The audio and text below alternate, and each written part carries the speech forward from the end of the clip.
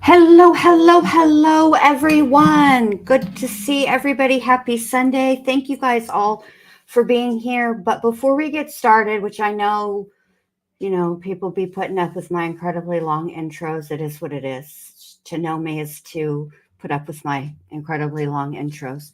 But before we get started, today is May 5th, and 31 years ago today, 3 little 8-year-old boys came home after school. They went out to play and they were found murdered and left in a shallow creek. And I would just like to take a moment today to remember Chris Byers, Michael Moore, and Steve Branch. You guys are gone, but you will never be forgotten. So let's just have a moment of silence for them.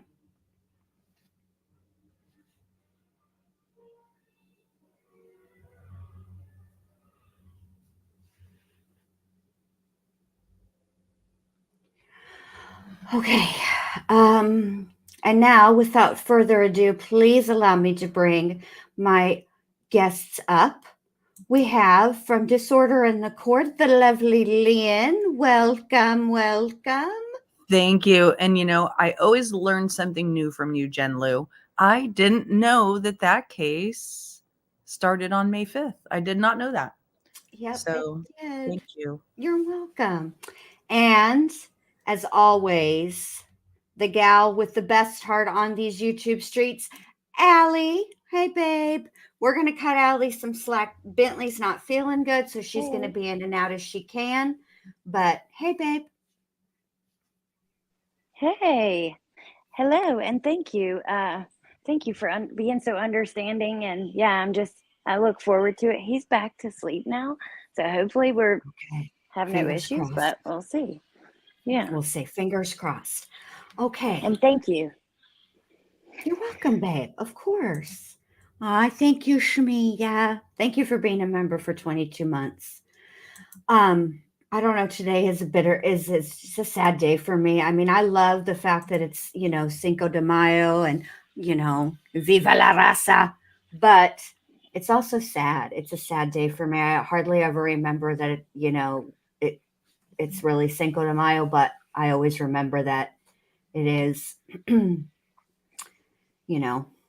the anniversary. Anyway, okay. So enough.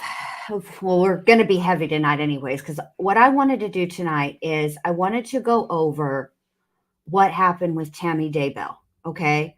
And the first thing that I wanted to start with is I don't know about you guys, Lynn and Allie, but when Detective K, because I cannot pronounce his name, I will if I can say it if I hear it again, but when he testified, one of the things that he testified to was that he went through Tammy's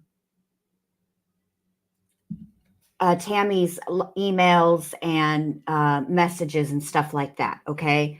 And that he found a group text with her family, her kids, and Chad.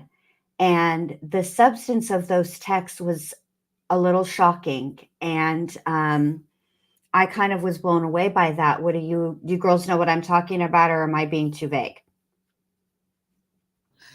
Well, are you speaking specifically about the rating scale? Yes, I am speaking specifically in a very vague way, but that's what I was referring to specifically by being vague. Yes.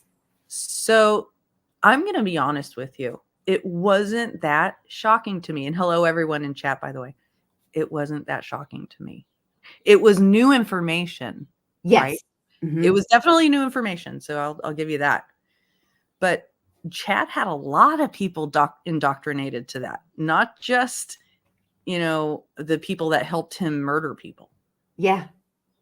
I think, okay, shocking as in the information that she believed Chad was not what was shocking to me. Mm-hmm. What was shocking is that there was a paper trail, that there was evidence of it. That's the part that I found shocking.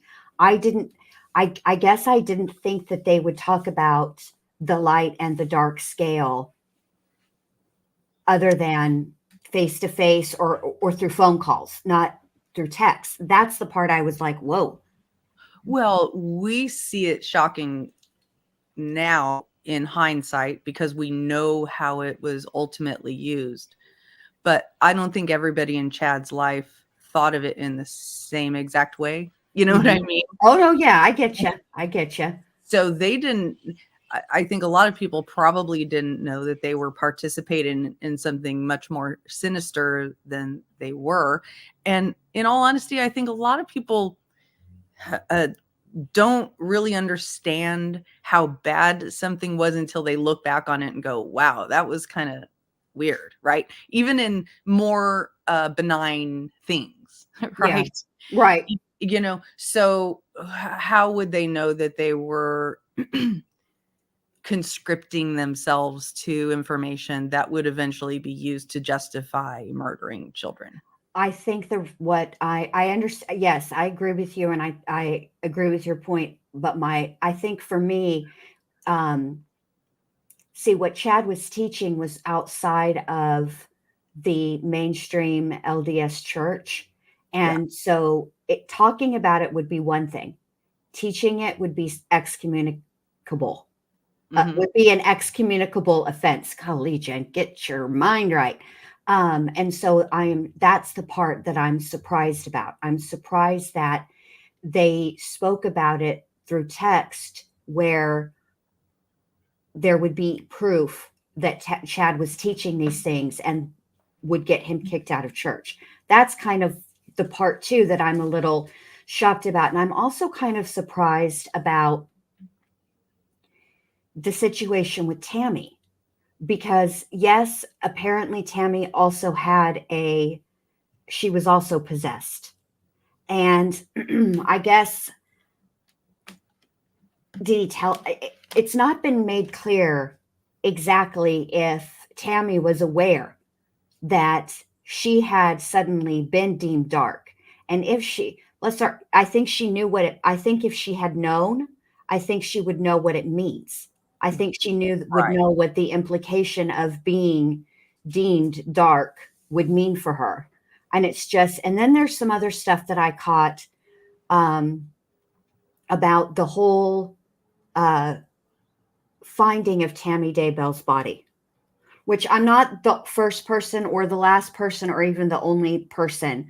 I thought initially, oh God, I'm onto something. And then I look at YouTube and like 1,100 people are also onto the same thing. There's a big discrepancy in this, who found her, when they found her, and how they found her. And I think that I think it would have been more in the jury's face if the witnesses testified in a different order. I think that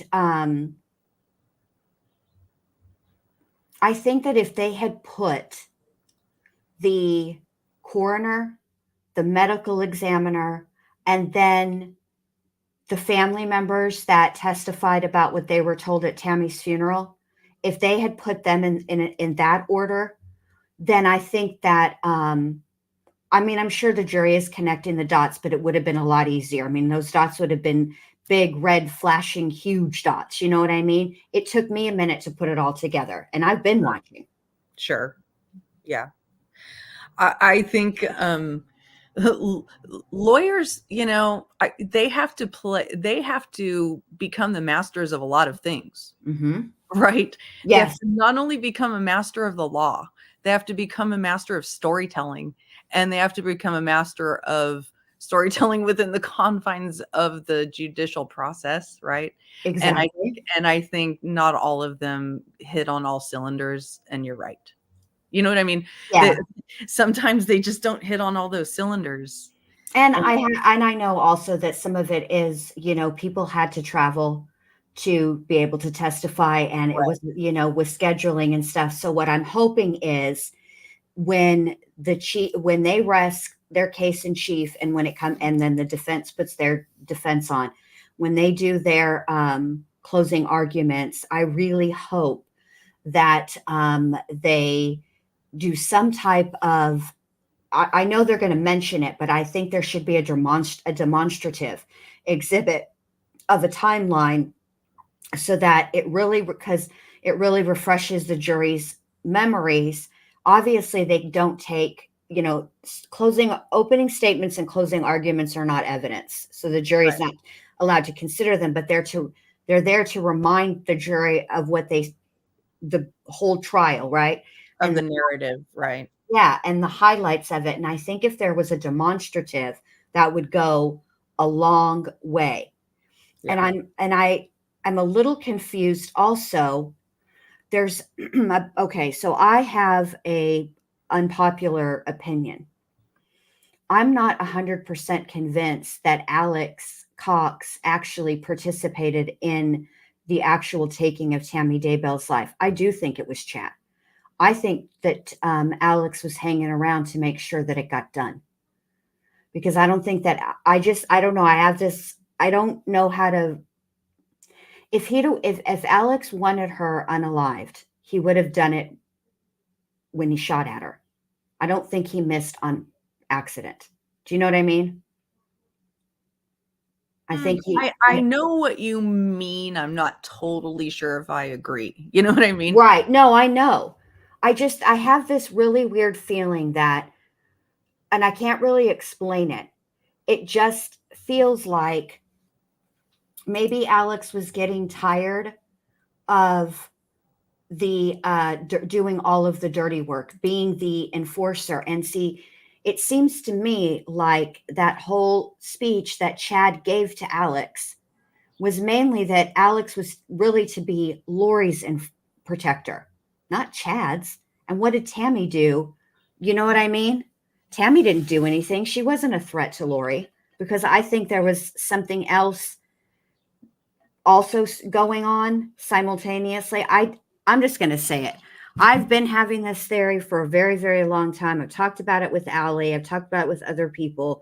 I think that the initial plan was not to unalive Tammy. I think the initial plan was some sort of sister wife situation, some kind of going back to the early teachings of Joseph Smith, the fundamental teachings. And I think that was going to be Chad's intention. And I think the lawyer was like, nope, I'm not doing it. It's not that I don't want to be a sister wife. It's that I don't want to be the second wife to Tammy. So I think that is why Tammy was removed from the situation. And it's always been my suspicion that Melanie P was likely being groomed to be wife number 2. That's always what I've thought. And that's just my weird, little tangent. I think that's a totally plausible theory, in all honesty. I do too. I do. And I don't want to, speak too much. If you want to say something, Allie, but just to comment No, go ahead. Very quickly about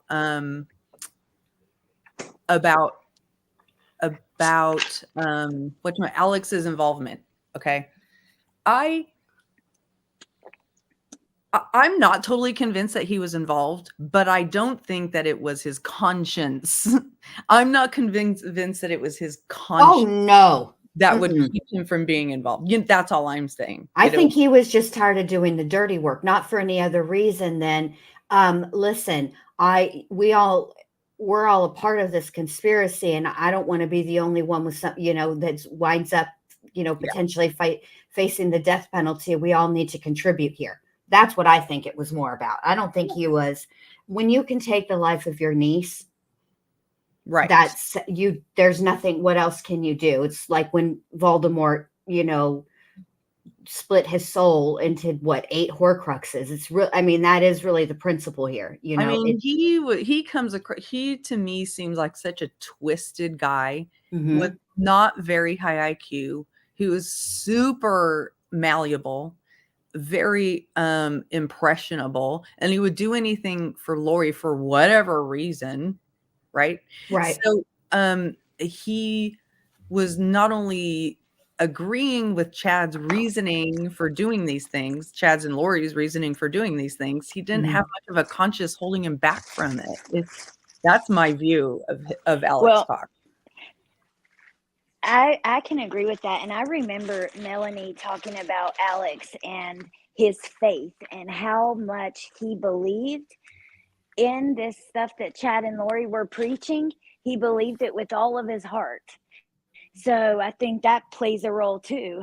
And, I think the sister wives theory is so interesting and definitely possible. I don't know that that's exactly what was happening, but I definitely think that Melanie Gibb, there's something weird there. I could see, as after we heard from Julie Rowe that Chad had the same lines for her, I think he was shopping around with different women. And, I definitely see why you feel that way, because there's just there's weird dynamics between all these folks, really, if you think about it. Like, they're just, I don't know, it's interesting. But Alex Cox, see, him being up by Tammy's house that night, I will never not question what was going on there, what was really happening. I don't know. I just think, what are the chances of that? He was only at their house like a handful of times. The day that JJ was taken out there, the day Tylee was, the day Tammy passed them, like one other time. Right. So I don't know. It's weird. It leaves me, I'm always going to have, it's too bad, that Alex isn't on trial with them, because I would have really liked to see that. And I think that we maybe could have gotten at least some more answers than what we're getting. Because with him, when he went, no, go ahead. I was just going to say, when he went, some of the secrets went with him. Yeah. Right. I could totally picture Chad having that kind of conversation with Alex, where he's like, I know we need to do this, blah, blah, blah, blah, blah, in his, sanctimonious, phony, spiritual way, right? I know we need to do this, but I can't do it by myself. You know what I mean? And Alex is there as the good soldier, or they determine they had some sort of plan that deemed it not a one-person job, but a two-person job. Possibly. See, here's my thing.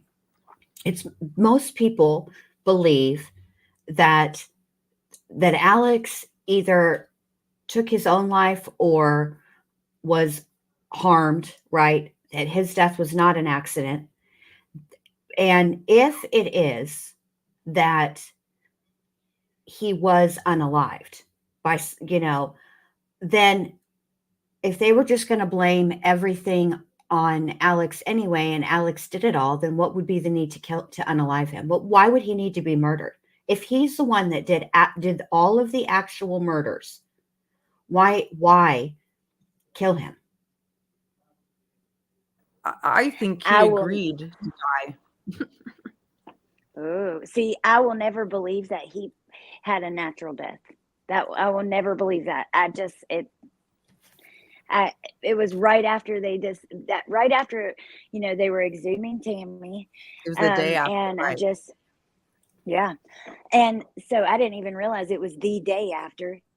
See, and I'm with you, Lynn. I think he would potentially agree to die too. Now, part of me wonders if it was either that or did they take him out? But I could see him being so on board and such a soldier. Yep. And malleable is the perfect word for him. Mhm. It's a great description. If you listen to that pastoral blessing, that sick pastoral blessing through the lens of they all know that Alex is the sacrificial lamb, Right. and he's doing this on his own accord, but as part of their plan. That's what I hear. That's what clicks for me most when I listen to it through that lens. You know what I'm saying? Mm-hmm. I'm not saying that truly is what it is. I wouldn't, We'll never know for sure because, he's no longer alive. But I just feel like it's much easier to, let me see how I can put this. If it was always intended for Alex to take the fall, because Alex is the one that actually committed the murders. And yes, Idaho does have like the principal law, where if you're part of it in any of a conspiracy, you can be charged just as highly as the person who actually took the other person or people's lives. So they have that. But I feel like if they had I don't know. There's something that doesn't quite sit right with me with all of that. And I can't quite, maybe when I hear more testimony, I'll be able to put my finger on it and better explain it. But there is something in my gut that says that Alex was there at that home or near the home, because they can't put him in the home. I listened to that testimony again today and I took notes. I wrote it down. Because I was like, wait, what? Because I always thought, I know, because I always thought that he was far closer to that home than he actually was. I thought they had him back at the property again, and they don't. When they did the geofencing, it came out something different. And I didn't bring my notes in here. Let me go grab those really quick. Y'all talk amongst yourselves. I'll give you a topic. Alex Cox. Where was he and when was he there? All right, here we go. Go ahead, Alex. I'm sorry. Oh gosh, Alex Cox. Okay, well, speaking of him, something I'll ask you, Lynn. What do you think about like his dynamic with Lori? Was this just like a big brother or like a protector? Because there are accusations that their relationship was a little too touchy-feely and a little too close. I think Alex was a predator. I just do. And predators will treat any of their preferred prey like we see Alex treating Lori. That's how I see it. So who knows how he became that way? Maybe something happened to him. This is it is a frighteningly common family dynamic. Unfortunately, it tends to be more that way with certain strains of the LDS Church. And sometimes, you know, in like sectors like the one with Chad and Lori, they branch off and change the rules in order to satisfy those proclivities, if you see what I mean. So Right. that's the way I see it. So I think that from what I've seen, their relationship was very inappropriate, but I also think that his relationships with people were just twisted in general.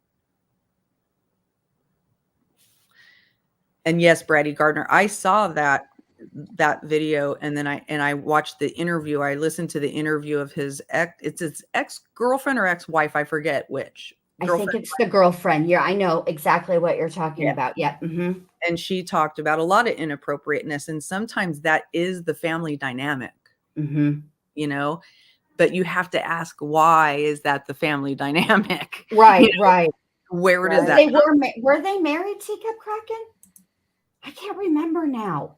Yeah, I remember ex-wife for some reason. Well, then you're probably remembering correctly, because I spent like way too long doing like using Control F. You know how I be loving Control F, y'all, to find stuff in the transcripts, because I have decided that it's no longer appropriate, as I am not new to streaming on YouTube, for me to be endlessly skipping. I should have the time stamps down and prepared. That's amateur hour, and I need to be better. So, and Teacup Kraken was actually saying earlier, she just went back and watched a bunch of videos of different people's interviews, and there you go. Yeah. You know, different family member interviews and stuff like that. It is very eye-opening. It's a huge, huge rabbit hole to go down, because there's so many elements to it. There's so many victims, and it just branches you off into the whole idea of, where did this come from? Right. It makes you wonder. I mean, so should we get to the first part about this, what he found on in Tammy's email? Should we listen to that? It's only a little bit. I think it starts at 3:45 and goes to, hold on, about it's like about 10 minutes, maybe 15. We don't have to listen to the whole thing, and I'm going to speed it up too, because some of this testing is some of this testimony is like, come on, talk a little faster. All right, hold on. Yeah, we're both streaming it, so yeah.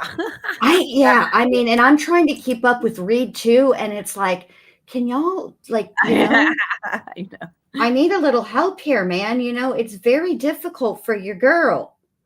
All right, I have it all ready to go. All right.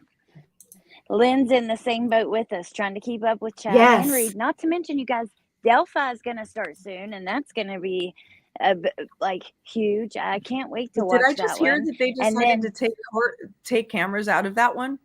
I heard literally. I'll have to look it up while we're watching this video, but yeah, I just heard that. I don't know. Oh man. Yeah. Oh no.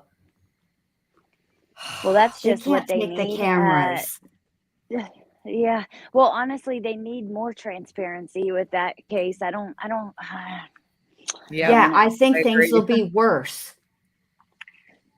See, Idaho Charlie says no cameras too. Yeah. Well, okay. Now listen. This has happened before, where they've said no cameras, and then there's a compromise, and they do like what Judge Boyce is doing. There's technically not cameras in this courtroom. This is all done through Zoom, and it's streamed onto Judge Boyce's YouTube channel, and then everybody streams it from there, including Court TV and Law and Crime. So I'm not going to freak out unless they say, oh, bruh, all of nothing. Son of a... They you know what? They literally probably said no transparency. I'm not kidding you. I think they decided no transparency because it's already been too crazy. I'm not saying it's right. I think that's why they did it, though. Right. It's unbelievable. I wish I lived close. I'd go. Me too. When is it scheduled for? Do we know? May, isn't it? It's just a few weeks, but I don't know exactly when. Well, I May can is look in a though few while weeks. we're watching this. There's Yeah, well, time May for is now, there to be a change of heart. Let's not panic. It's not time to panic yet. I'm just going to put it out of my mind. But to be honest with you, if Daybell and Reed are still going on, like it's going to be too much for your girls. So it might be. I wish there was going to be cameras or this, because I don't care what I have to do. I'll never take a nap. I mean, not ever again. Just during this trial session, just when all this is going on. I mean, I love Yeah. my naps. Well, it'd be nice to at least be able to catch up later if we, you know what I mean, or for people to be able to see it. Yeah. All right. There might be a change. We don't know. I'm going to hold out hope until the very end. All right, here we go. Oh, wait, I forgot to speed it up. Un momentito, por favor. Hello, darling Sparkles. Hi, Sparkles.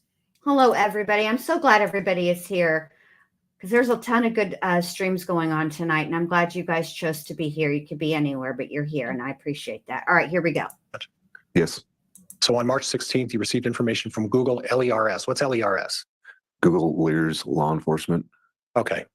And you asked for information attached to this, and this was information that you were getting regarding Tammy Daybell's email account. Would that be fair? Yes. Did you get the entire email account? Yes. And did you go through the entire email account? Yes. And you reviewed all of the emails and you made a determination as to which ones you in particular felt were relevant to this case. Is that right? Yes. Okay. And then you said after looking at the emails, you didn't include the ones that were significant. And there were photos, emails, chats, the information that I found relevant to the investigation, you see attached here, correct? Yes. Okay. And then would you read the line that starts in the email folder are chats? Would you read that one for me? In the email folder are chats between Tammy and Mark while on his mission. Want me to read the whole? If you would, if you don't mind. There are also chats between Mark, Tammy, Seth, Garth, and Emma. During some chats, it is very clear that chat is messaging. In the chats, it is also clear that chats are coming from Tammy's email. Okay. And then I'll go to the next line saying, looking over the inbox of Tammy's email, it shows oh gosh, I'm so sorry. Let me get a record, right? Looking over the inbox of Tammy's email, it shows the first section as chats, mainly with Mark, while he is on his mission. In the chats, it does not show the time or date when the chats are taking place, right? Yes. Okay. Then the line below, why don't you read the line below for me? While looking over the chats, there are several that lead me to believe Tammy, along with Mark, Emma, Garth, Seth, and Leah, have knowledge of the belief in light and dark people that Chad talked about and believed. Okay. So what I gather from that is your assessment in the reports that after you reviewed all of the emails and you said you reviewed them all. Yes. That's a significant job. Yes. And in reviewing all of those, you came to the conclusion that the Daybell, Tammy Daybell, Chad Daybell, and his 5 children had knowledge of the belief in light and dark people. Yes. And the light and dark is a religious reference that's mentioned by Chad, right? Yes. It's mentioned by other people in this case, right? Yes. It's also mentioned to some extent in predominantly most religions. Would you agree with that? Say that again. Predominantly in most religions, there's a reference to light and dark, right? I can't testify that. Okay. I don't know all the religions. Okay. And then the religious practice that these folks practice, the Tammy and the children and Chad practices of what faith? LDS. Okay. Okay.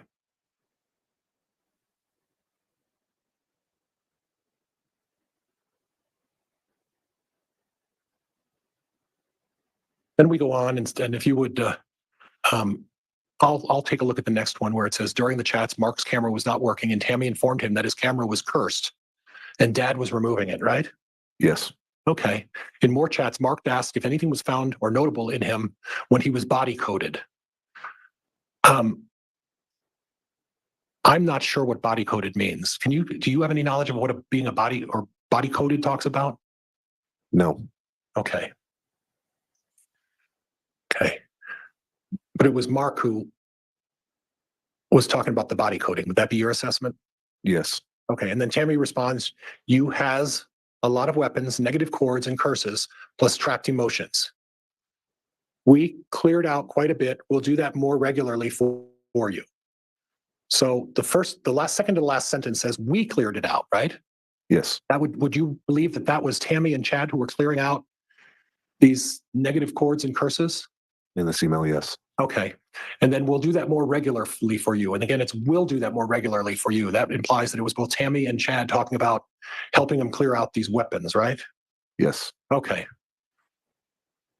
Then we go down to the next one, and it starts with on another chat. Chad said, Mom and I taught 12-year-old Sunday school yesterday. Canyon Scott's actions confirmed he is 4.2 dark. You see that? Yes. Do you have any knowledge as to whether Canyon Scott is dead or has been murdered or any investigation into that kind of a matter? I have no knowledge of that. Okay. And do you know who Canyon Scott is? I do not. Okay. But obviously, it's someone who attends church or attends Sunday school where Chad and Tammy went to their Sunday school, right? Yes. So we could presume that it was someone in Fremont or Madison County, right? Yes. Okay. And then it goes on, I will enjoy watching his growth to world terror and domination. And then Emma replies, I like Canyon though. I'll slow down. I'm sorry. I'm so sorry.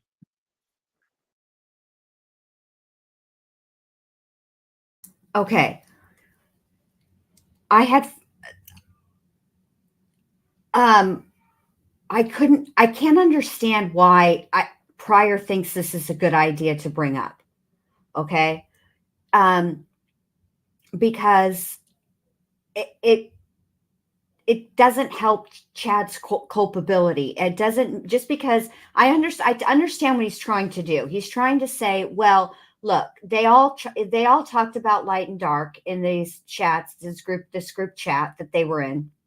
And then one of the kids in the Sunday school. Now, let me just take a moment. Can you imagine if you lived in Fremont and County and you were listening to this trial because you know these people and you hear your child's name being labeled 4.2 dark, which I think isn't 5 like the worst dark you can be? I think it is, and I would be absolutely freaking horrified. So would I. So would I. Horrified. So would I. So would I. And see, here's the thing.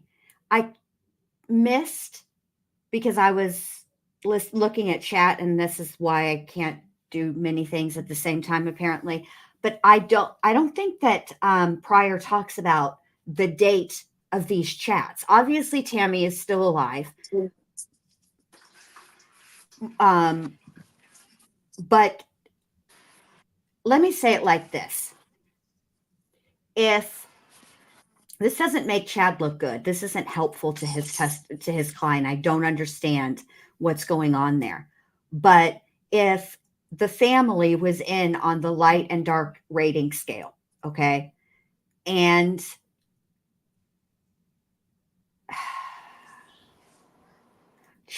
Charles was diagnosed dark, or rated dark, I should say, and he's no longer alive, wouldn't the assumption then be if you're dark, you die?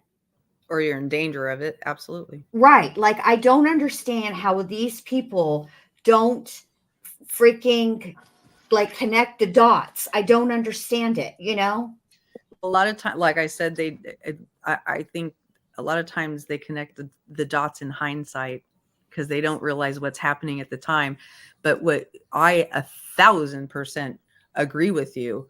I think Pryor made a big mistake there. He basically just exposed Chad's grooming and indoctrination process. Yes. Oh, we just talk about people's light and dark levels so that we can pray about and cast out their, the strains and the restraints in their persons. So you get them used to that idea. You normalize that in them. Right. And then you keep, I mean, the global you, right? Keep right.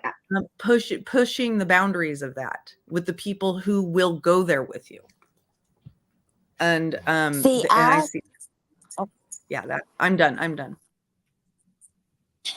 I agree with you guys, but part of me can see Oh, so I hadn't seen this part yet.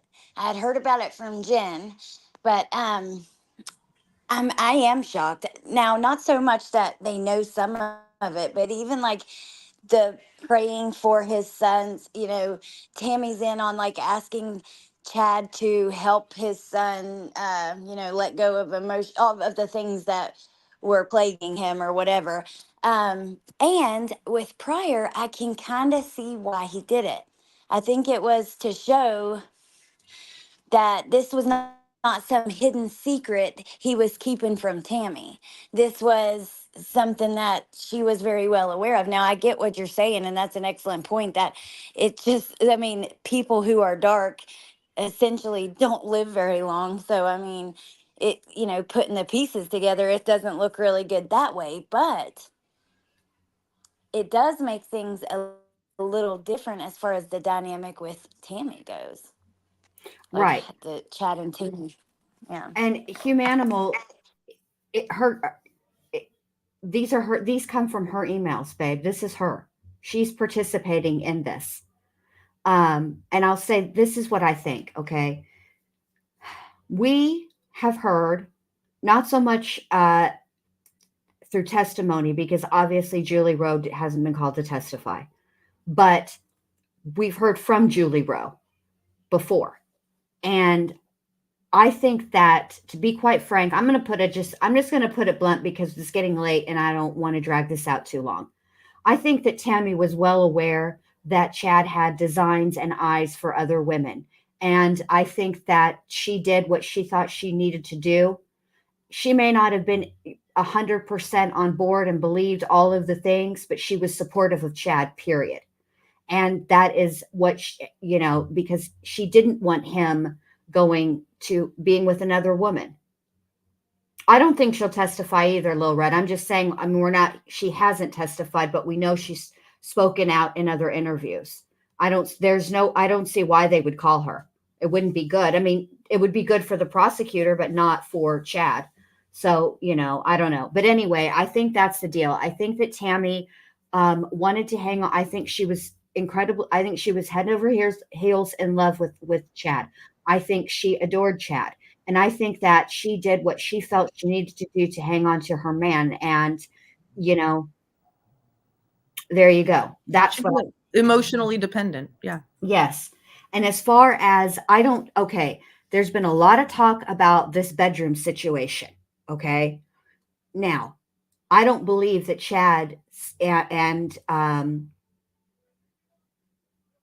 although Chad says a different story. See, Chad's story about the night that Tammy died is that he was awoken by her, the cover shifting and her falling off the bed, which would be, you can only feel that type of thing if you're actually in bed.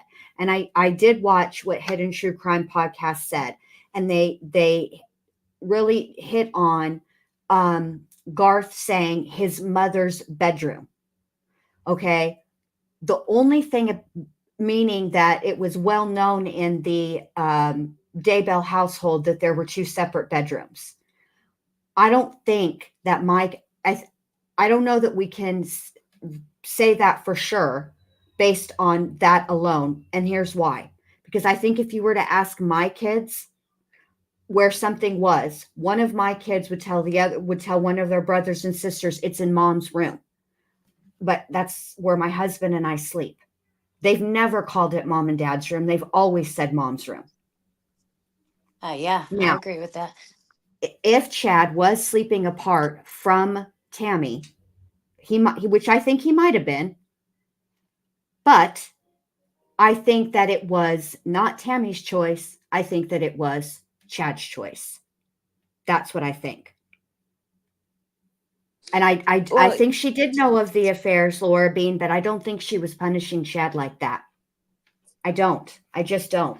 Well, we know that Charles emailed her, but I don't think it was punishment either. And honestly, there are many couples who do that, who are absolutely fine. You know what I mean? There's couples who do sleep in separate beds for this reason, that reason. One has nightmares, one sleeps light, whatever. They were on different shifts.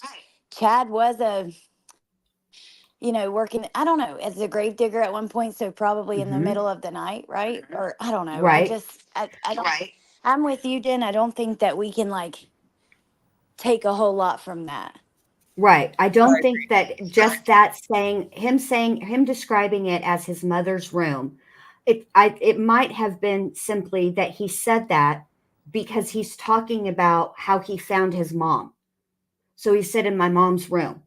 And I mean, there's a lot of reasons that he could have said that. And I'm going to say something else too. It's been established that Tammy, God rest her soul, was going through menopause.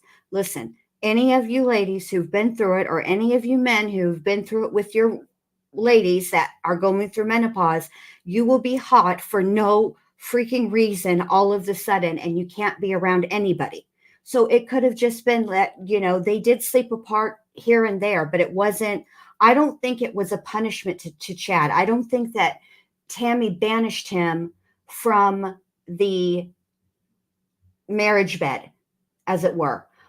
And the other reason I don't think that is because there's an interview that Heather Daybell gave, and she was concerned about Tammy. And this is right after Chad and Tammy had moved to Rexburg. She was worried about Tammy. She had them come over, Tammy and Chad. And Chad proceeds to say, "You can direct any and all questions to me." Heather ignored it, but which I probably would too. But Tammy didn't give an indication that she was like, bruh, what the, none of that. She didn't even move, which means that that's likely indicative of the dynamic that existed between them. And I'm not judging. It is what it is. It was what it was. Different strokes for different folks. It's commanded by their faith. If they're following that part of the faith, you know what I mean? Right. We all know that they picked and chose. I mean, but that was one of the parts of the faith that seemed to be a big part of their marital dynamic, was that he was the all-knowing, he was the omniscient and the omnipresent, and you know what I mean? Right. Omnipotent. And omnipotent. Yes, like he was the Alpha and the Omega, the beginning and the end. Yes, and he also deemed himself a prophet. He did. And see, that's another thing. In the LDS, the mainstream LDS church, to deem yourself a prophet like that is a huge no-no, and grounds for, I think, almost immediate expulsion from the church. I mean, you definitely would be in trouble. So, it is what it is. I just think that's, kind of what it was. Okay. So then there's more testimony from this detective, but that's all I wanted to you guys to see. I was just kind of like taken aback that they discussed it as a family so openly. And then they were even, labeling other people's children, rating them light and or dark. If I was that parent, I would be so pissed. I would be grateful that nothing happened, but I would also be super, super pissed. Okay. So then I need to go to, all right, because there's more. 129 that I want you guys to listen to. Now, this is where the detective talks about the keep wanting to say geocaching, but obviously that's incorrect. It's the GeoNet that they do.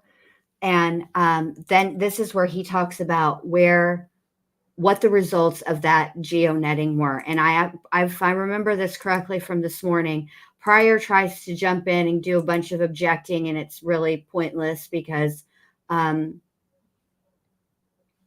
his objections are not, they're not, what he's objecting over is just ridiculous. It's unnecessary, and the judge ain't going for it.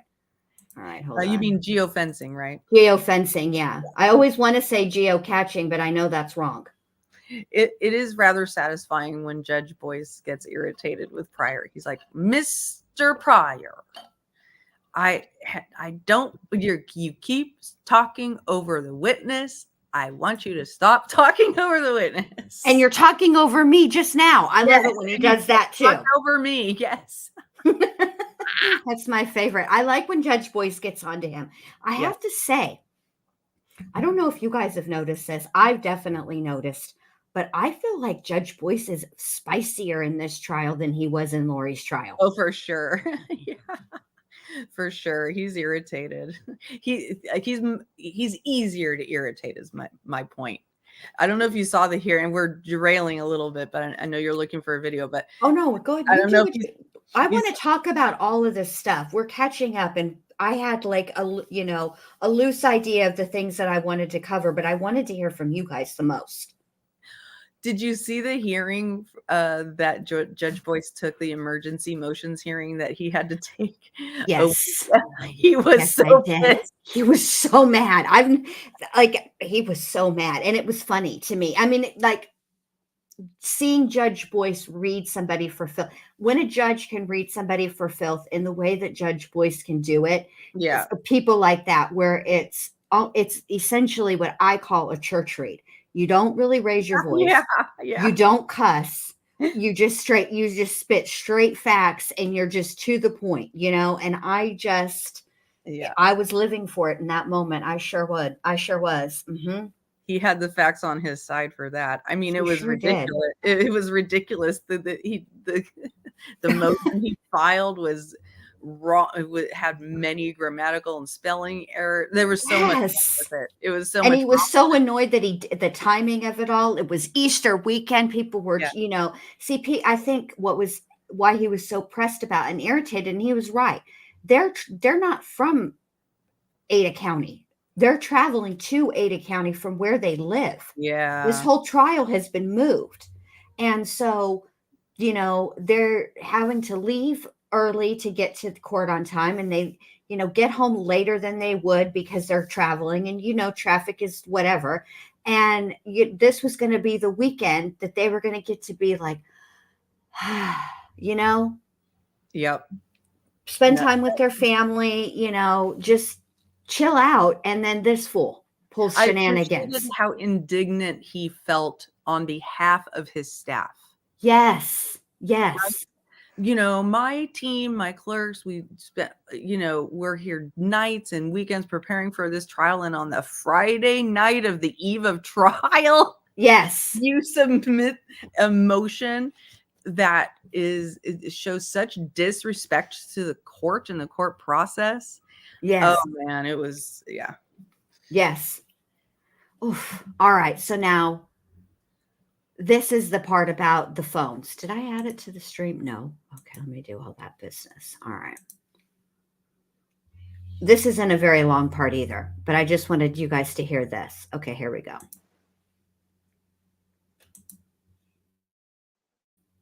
Do you recall reviewing anything in relation to some geofence location data? Yes. What dates did you review that in relation to? I got those geofence warrants through October 18th into October 19th, 2019. And again, what day was Tammy pronounced deceased? October 19th, 2019. Did you end up receiving responsive data in relation to the geofence? I did. Which specific locations did you ask for that data for October 18th to October 19th? I did 2 fences, one located at 202 North, 1900 East, which is Chad and Tammy Daybell's residence. And then I did another one at 3462 Salem Highway, which is the LDS Church, just 2.6 miles south of the Daybell residence. And with those geofence warrants, were you looking for a specific perimeter radius on those? Yes, I did 150 meters. And can you tell us a little bit about what data you initially got back in your request to those?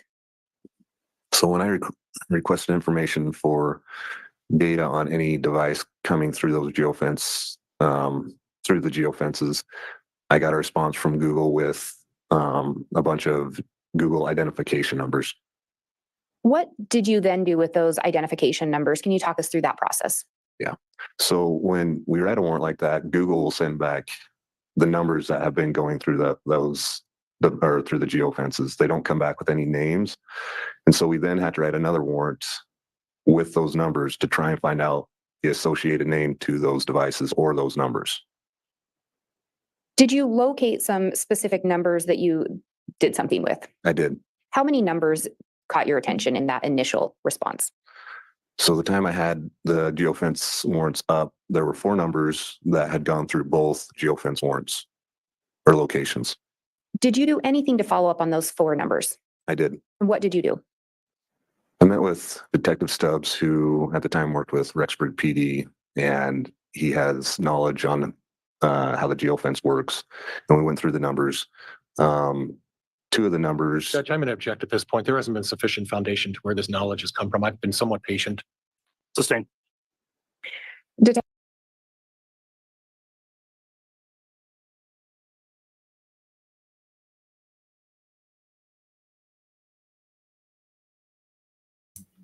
Oh my God. Okay. I'm already annoyed with this whole thing. And I just clicked wrong. So now this is going to take even longer for me to switch between tabs or windows. Okay. So here we have Chad. Pryor and Chad are cahooting over here. They got their heads together at the beginning of this testimony. And I'd really like to know what they were saying. And now here comes Pryor. I've been somewhat patient. When was that? Because I have missed your patience. And I was looking for it. But I don't understand. I don't understand why the judge sustained this, because to me, it seems like there was foundation laid. She asked about the geofence. She asked about how that works. Then how he had to write, you write the first warrant, it comes back with a bunch of numbers. Then you have to write a second warrant that comes back to, then you have to get the names attached to those numbers. So all he wants to get in there. It's not even hearsay. It's not going to be a big deal. All he's going to say is there was other people were working on this case at the same time, and that Alex Cox's phone had already come back in another report from another detective. It's not even that big of a deal, but here comes Pryor just raising a kerfuffle. So now we have to listen to more questions for no reason. All right, hang on a minute. Let me push play over here. Detective Kaikamanu, did you send in a second search warrant in relation to these geofence? Yes. And did you receive responsive information? Yes. And how many numbers did you request additional information for? 4. And you were talking about having met with Detective Stubbs. Did Detective Stubbs initially recognize anything about those 4 numbers? Judge, objection. That would call for hearsay. Sustained. Your Honor, if I may respond. Well, I would re-ask. I think it was just going to elicit hearsay. Did you learn anything in relation to those 4 numbers prior to getting the second return? I did, yes. And what did you learn? Judge, again, it may call for hearsay.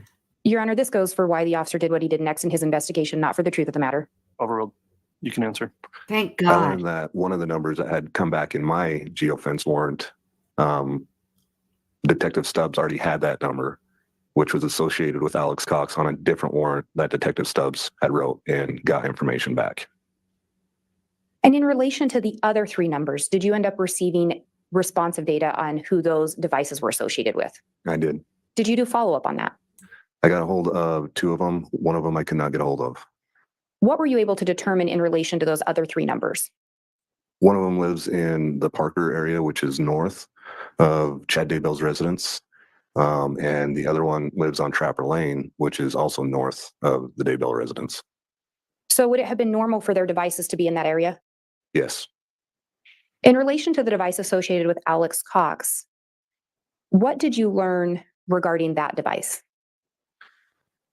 The device that was associated with Alex Cox and Homer J. Maximus, and looking through the data, the night of October 18th, 2019, that device was at the Salem Church at 10:04 that night, or 10:05 p.m. Sometime just after 10? Correct.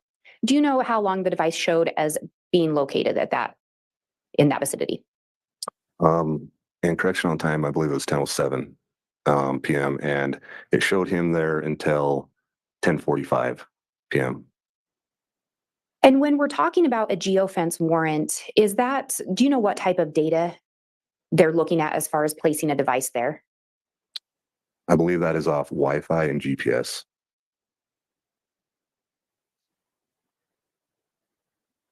So with the geofence, it's located there until 10:45 p.m. of October 18th, correct? Correct.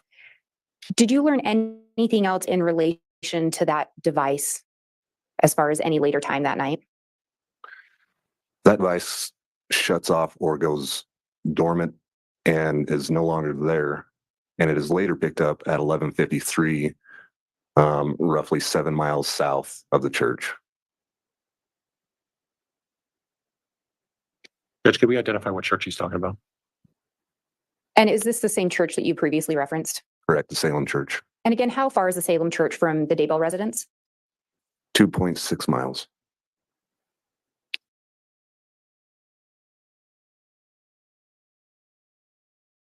Okay, so this to me seems to indicate there is about a 45 minute time period where Alex Cox's phone is unattended.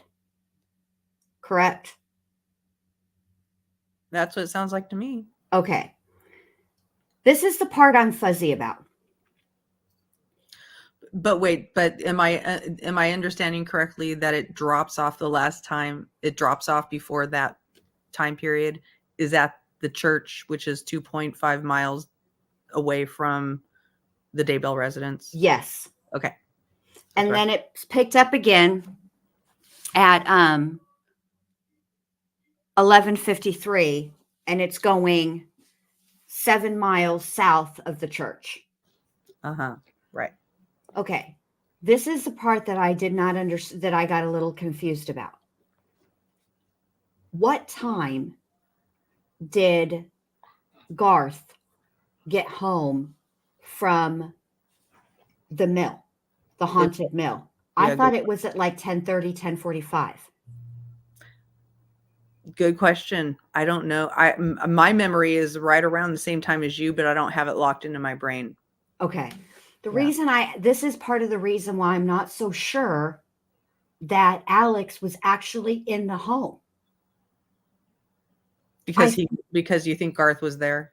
Yeah, because I think that when would he have really, I mean, okay, so he has, so from 10:07 to 10:45 p.m., that's when they can't locate Alex Cox's phone. They have nothing was returned from the geofence. Could Alex have been hiding in there or something, meaning Garth didn't know Alex was there, but Alex was there. I mean, I suppose that's possible. And I mean, it is possible. I'm just curious.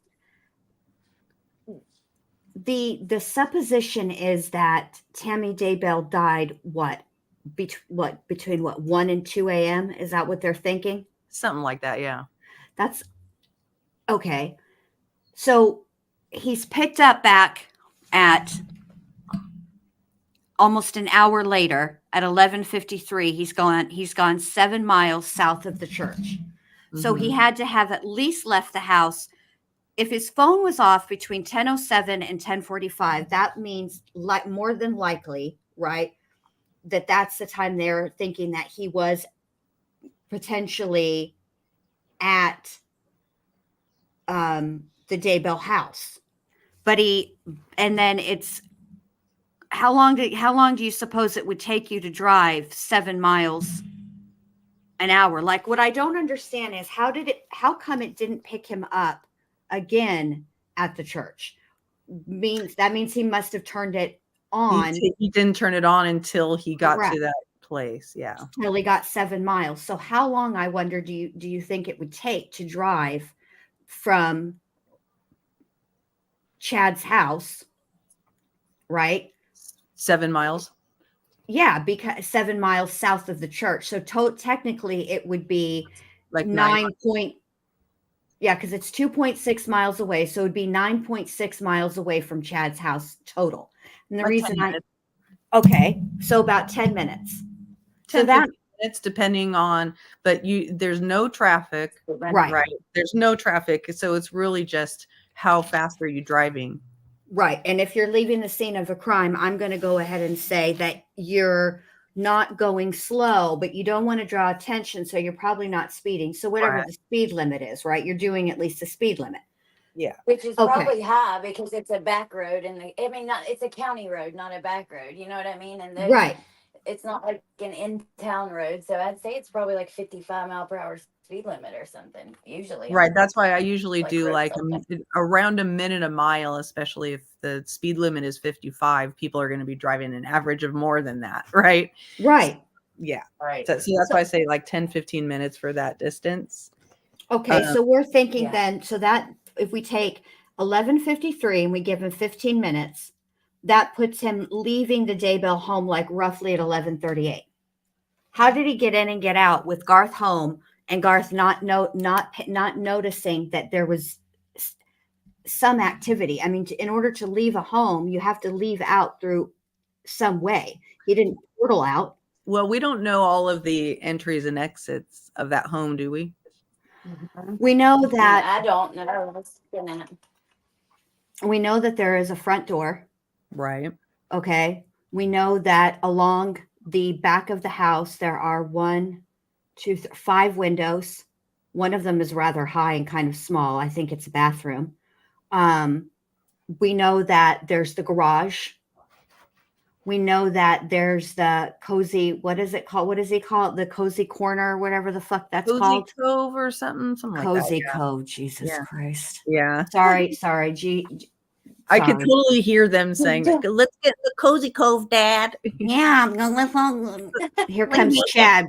In the Cozy Cone. That's right. Clicker AK is correct. AK is correct. Cozy Cone. I'll be in the cozy cone. He's so gross. Ugh. Anyway, and with my storm, gross. I don't know. I had to add that extra part. It's gross enough. Anyway, so then we have that resident, that part of it. And so, I mean, what is that?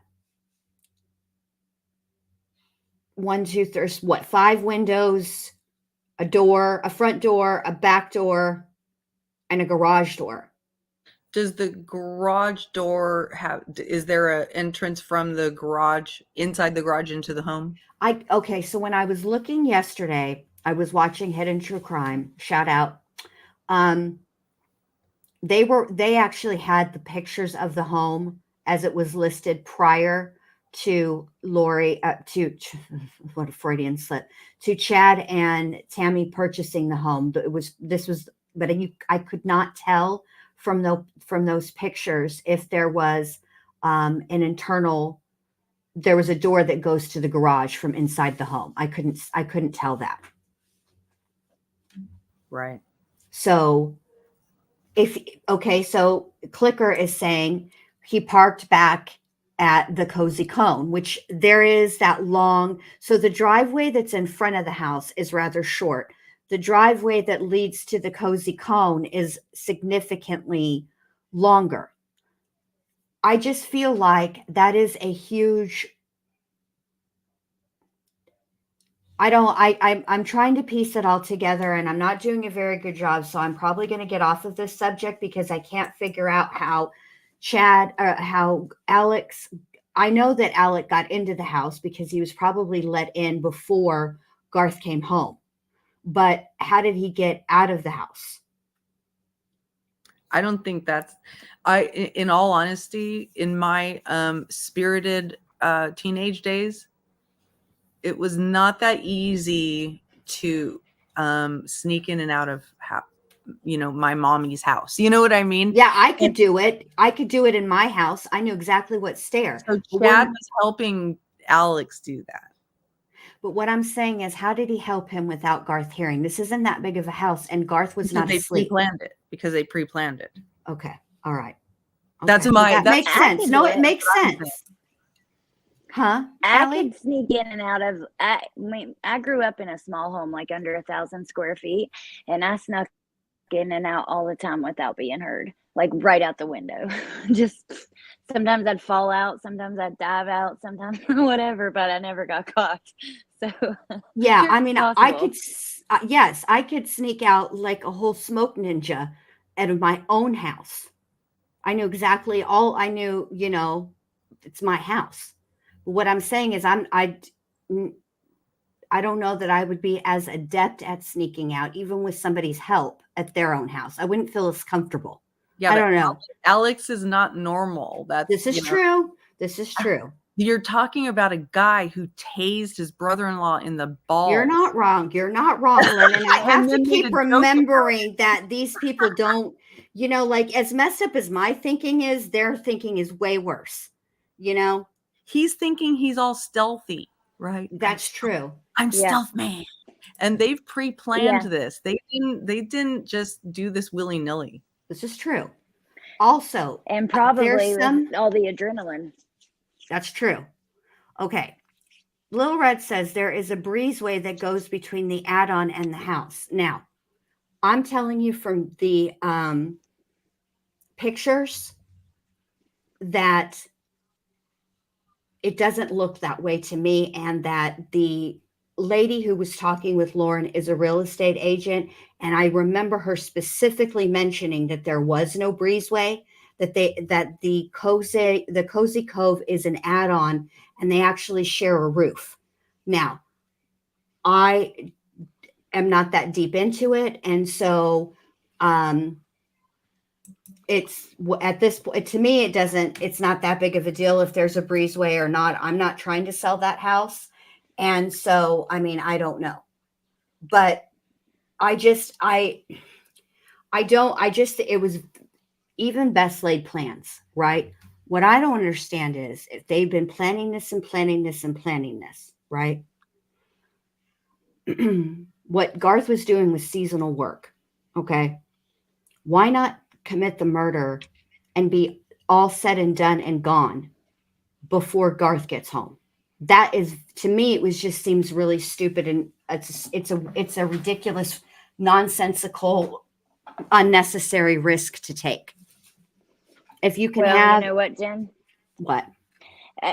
When we said this before, like it's just like trying to understand how Chris Watts was able to put the children in those You're oil right. tanks, and our brains don't work that way. So Yeah, we're I'm always never going to use stuff understand like it. You are. Yeah. I'm never going to. You're right, and I don't even know why I try. Well, it's fun to try, but still. Yeah, but not for but 15 minutes for no good reason, really. I mean, that's pretty much what we're at. I've been trying to figure this out I've been trying to figure out this since these people did what they did, but now I've spent 15 minutes talking about it and I've gotten no fucking where. It's possible that it took longer than they anticipated. And this is true. You know what I mean? And they didn't anticipate that Garth would get home before Alex left. That's true. And that's true. And you're when you're not in the frame of mind of, maybe us weird true crime creators who are always like, who's in that door? Who's in that door? What's that noise? You know what I mean? Like Garth comes home from work and Chad knows his routine. So Chad knows, oh, there's Garth. He's home. Hide in here until he goes into his bedroom and goes to sleep or does whatever he's going to do. And then Alex just kind of swiftly walks out the door. Okay. I mean, it could be just as easy as that. You know what I mean? You're right. You're right. It could be. I mean, I'm not saying that Alex wasn't there in some capacity. I'm just thinking that I don't know why, but I do think that when it came to Tammy, that I don't know another way to explain this other than like in prison lingo, they made that Alex was there to make sure that Chad put in work. He wanted to be part of, we're all following you, but if you want to join the Lori and Alex gang, which it sounds like you do, you love my sister, right? You want to join our gang, you got to put in a little work. Now I put in my work. Now you got to put in yours. Or it could be as simple as Chad didn't see himself as a killer and Alex was seen as a killer. And that was his job. You know what I mean? But, but before we end this stream, I want to understand this. Okay. Homer J. Maximus. I can't figure that one out either, Lynn. That is another damn ass rabbit hole that I've gone down trying to figure out what that's about. I think it might actually be a Simpsons reference. Oh yeah, it may be. Let me Google. Let me head up the Google. You don't have to do it now. It's just like, I heard that name again as you were playing that video back, and I was like, Now I need to Google right this minute, Lynn, because I need to understand this one. well, without understanding the reference to it, there's probably people who do know the reference, but without, if you only hear that and then you connect it to Alex and his previous other actions, you're like, this guy really has a picture of himself. You know what I mean? Right. He and it's a little bit pervy, in all honesty. Yeah, it is. It kind of comes across that way. That's what I thought it was from The Simpsons. I don't know. Okay. Now we come to the actual murder. I thought that it was a Simpsons reference. Thank you. Okay, I feel better now. At least I got one thing right tonight. Okay. Then we have the whole situation with the actual murder, right? So Garth is the one that called 911 initially, and then he hands the phone to his dad. But he says he came home. Well, he found Tammy on the floor. But that's not where the coroner said she was. Right. And according to Chad says, well, I put her back in the bed. Well, if Garth is the one that found her on the 911 call, right? And she's, and your story is completely different. But what I caught that I thought was quite interesting is prior, when he decided to be and got all indignant with I believe it's this detective. It's on the stand right here. Talking about, no, it wasn't. I'm lying. It was with who was it with? One of the witnesses. He refers to Tammy being on the floor. When Garth found his mom on the floor, that is how he refers to it. Well, that's a problem for him to be admitting that way, because that is not what Chad said. Chad said he put her back on the bed. And Garth also said he put her back on the bed. Thank you for reminding me of that, Clicker AK. So where exactly? And then there's this whole talk, and I can't play it because it's like a Dateline or a 48 Hours. I can't remember which one it is that the kids were on, that Chad's kids were on. And you know how they be liking to take a copyright claim. So I'm not trying to mess around with them. Even if I fight it, it's not worth it. It's easier just to edit it out, but I'm not going to even risk it. So then there's a conversation that Garth says that, not a conversation, but more like Chad was saying, well, what are we going to do now? And pointing at pictures and all of this stuff. But when did they didn't even call 911. Exactly, Clicker. That's my point. Who is telling the truth? Exactly. All we can know for a fact and for certain is what the coroner says, right? We know that when she came to the house, Tammy Daybell was in her bed. So who put her out of the bed? And if I'm not mistaken, Garth also said he heard a thump. Wasn't there something about her being halfway out of the bed? That's how the coroners found her. Let me find the coroner. Well, not halfway out of the bed, but with her like diagonal, Like with one her leg out or something? with her feet sticking off the end. Yeah. Right. But that's, Okay. I mean, if her feet were sticking out off of the bed, the majority of her body was on the bed. And if she were, right. So, and Garth, he very, very clearly says, let me find the 911 call for you guys. Just a second. Let me just. something I can't get out of my mind, which is, it doesn't really mean anything, but it is just an interesting point. The paramedics and stuff that came that night, they truly believed Chad was a grieving husband. They thought the act he pulled, whatever, however, the crying and stuff seemed legitimate, as it like other people might act when their loved ones are passing.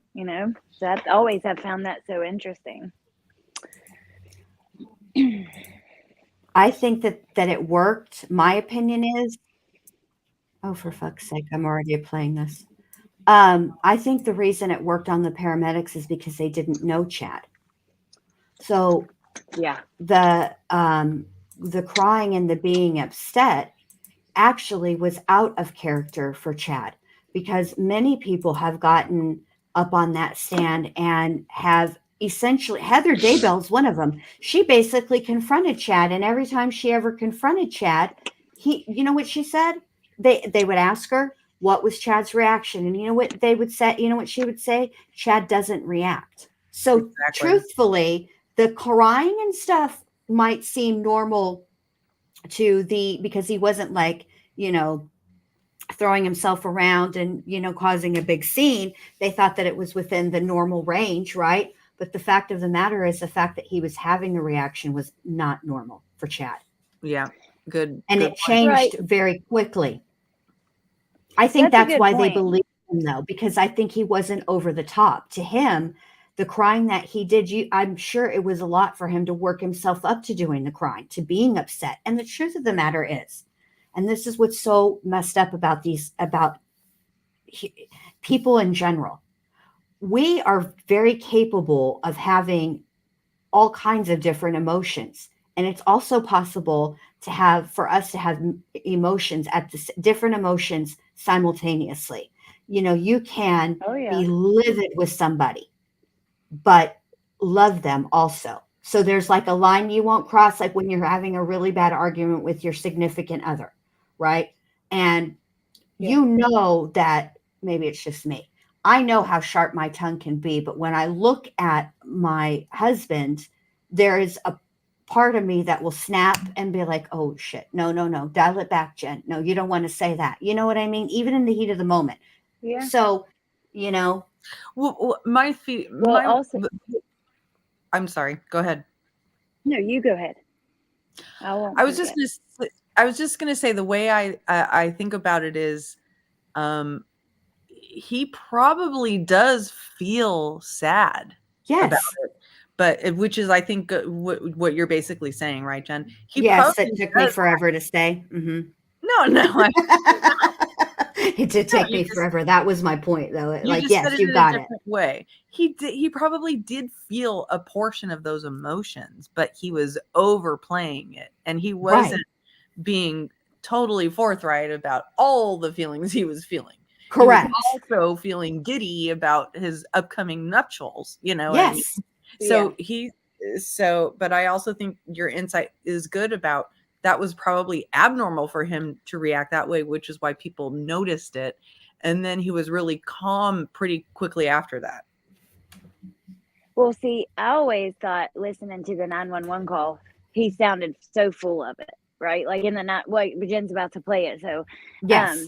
But is it possible that, because even somebody who doesn't react a lot might react over the death of their spouse, or even more so, what I've always wondered is it because you have the element of your child there seeing their mom pass away and that kind of stuff too? Because that's another layer of it. You know what I mean? That's a good point, Allie. That's an excellent point. I don't know, because it's so odd to hear. Okay, so the paramedics remark about him crying and being upset in that moment, which is an actual, I don't like to use the word normal, because normal is relative, but that is the expected emotion, right? That's the anticipated emotion. Right. But then, fast forward a couple of days and they're at the funeral and there's back again, no emotion. And flash forward another, like a week after Tammy's death, and Chad is not only bringing Lori around to his friends, right? People who were friends with Chad and Tammy as a couple. And not only is he bringing Lori around, the way that it was described is that they were handsy, like teenagers. They were all over each other.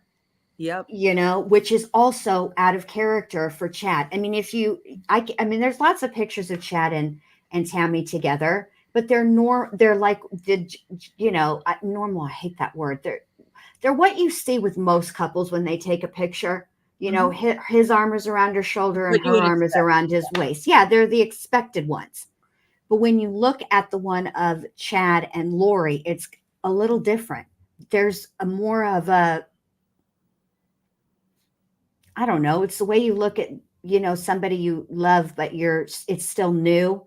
Like, you haven't gotten up in the morning to his, whiskers in the sink, or, he left the refrigerator door open a crack, or, Well, they're starting to give us some insight into like the direct communications between Chad and Lori at that time, and how she was putting intense pressure on him to get things done. Yes. I mean, intense. She was like, I'm leaving you. Yep. You know what I mean? She was like Yes. threatening to break up. So imagine how, he's not only feeling sad about his wife, but also relieved that he's got this done, and he's trying to rush it through. And imagine how Lori's now blowing him up all through this funeral, right? And creating this constant distraction. I'm not saying he's a victim of her distraction or whatever. I think, but I think she was leading him by the, little brain, you know what I mean? So yeah. I mean, I bet you if he even showed any grief, she probably was jealous. Sorry, Bendy. No, I think you're right. I mean, look, here's the deal. You got, as thrown off as this sounds, it all makes sense in a weird way, the way that Lori was acting, because at the end of the day, she was single and he was supposed to be in, butt crazy in love with her. And not only butt crazy in love with her in this life, they'd been married 11 billion times in other lives too. And they were in charge of the 144,000 minus 2. And they were sealed in the temple well before. Correct. All of this. Yeah. So, Lori has done her part and gotten rid of Charles. And now she's essentially stamping her feet like, look, homeboy, first of all, I did my part of the deal. Now I followed you to the to Rexburg, Idaho, which is alleged. The reason that place was picked is because Chad believed that was where Jesus was going to be coming for, his second time. Although I don't understand that. If I were near BYU, well, why the fuck would you come to Idaho? Why wouldn't you go someplace warm? Why do you want to be in the snow? I don't understand that. Whatever. There's other places that are warmer. Why not, someplace tropical? Well, there is a BYU in Hawaii, so right. It is curious, right? And that's another thing. When she was in the middle of of leaving and working on this plan, right? And she's chilling in Hawaii. She comes back from Hawaii and moves to Penguin Land up there in Idaho. Now, listen, I'm sure that Idaho is a beautiful place, and I'm sure it's a gorgeous part of the country. I've seen the mountains and all that. I'm just not a fan of, I'll like to visit snow and ski and all that, but then I'm done. It is not where I want to make my permanent residence. I do not want to be in Penguin Land. So, you know what I'm saying? So she's given all this stuff up, and now she's just waiting. And in between all of the waiting, every time Chad leaves her house, Lori's apartment, she knows he's going home.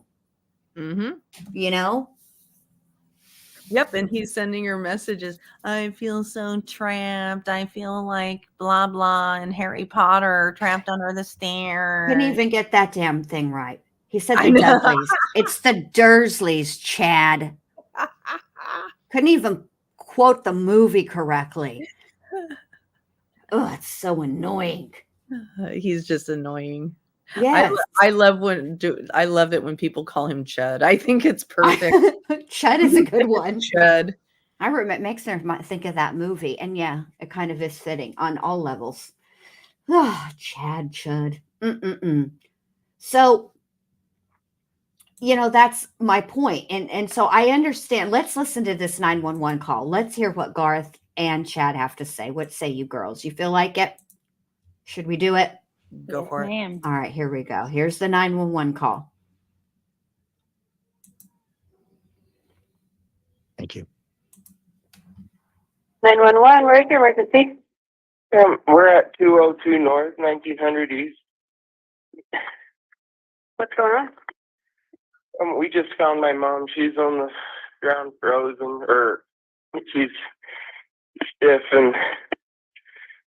I don't know. Are you in Madison County or Fremont County? Hello, I'm Chad, the husband. She's clearly dead. We don't Oh, know. sorry. Okay. Okay. Are you in Rexburg, or because your address shows Fremont Rexburg County. address, but you're in Fremont County? It's a mile past. Okay. Line. Oh, no. Okay. Oh.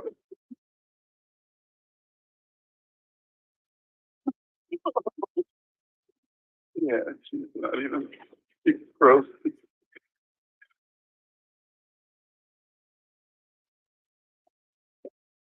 Okay. Can I get your name? Chad Daybell.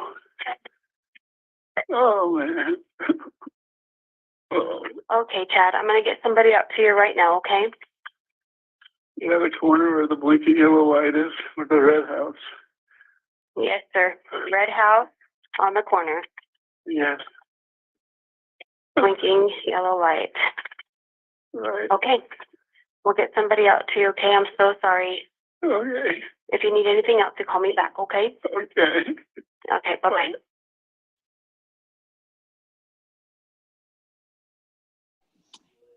Ma'am, to the best of your recollection.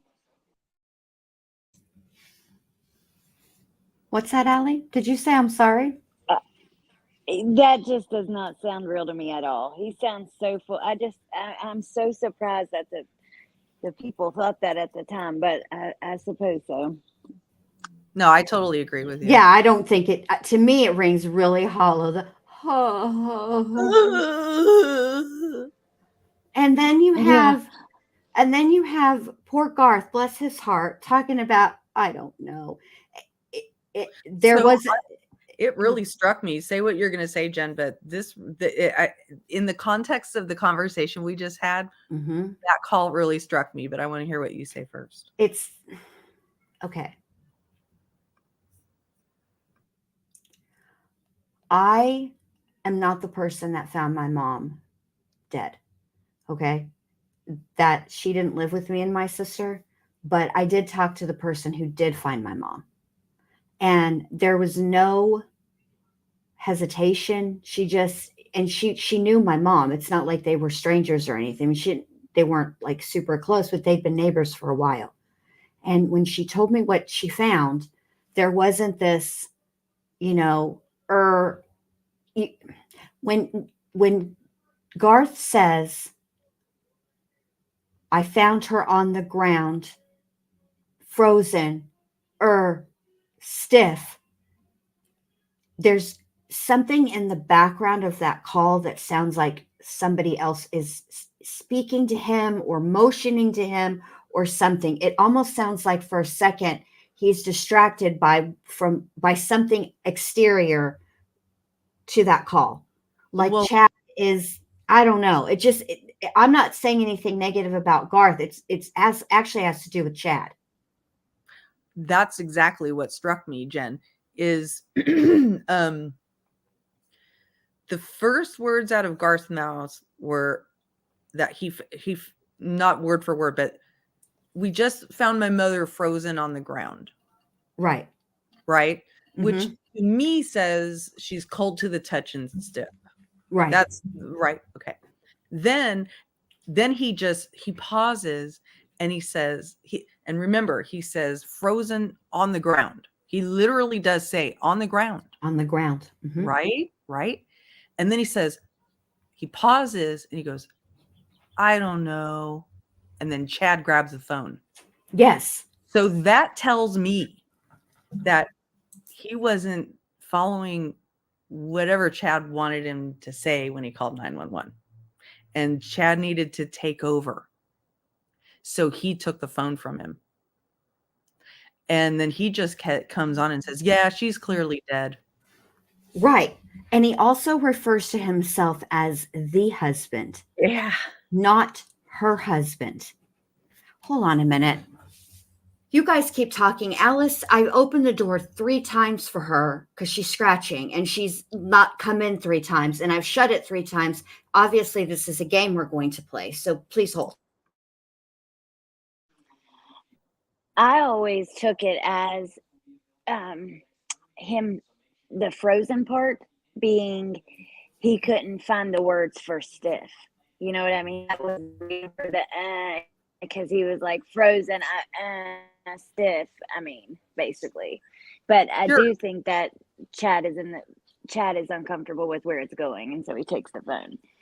Yeah. Or maybe he's uncomfortable and he doesn't know what to say, but yeah. I don't think he has a problem with the frozen part. I think, well, maybe he does. I don't know. But to me, frozen tells me that Garth touched her and she was cold. Right. Right. Right. Because that's what it told me. But then, later on, the story goes that they put her on the bed. Right. And that's how the coroner finds her.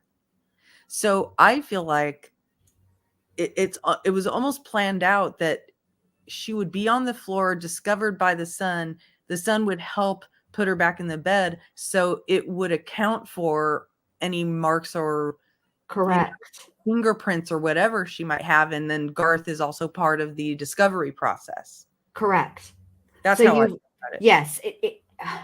Chad is so despicable that he needed Garth. He needed somebody else other than himself to discover Tammy.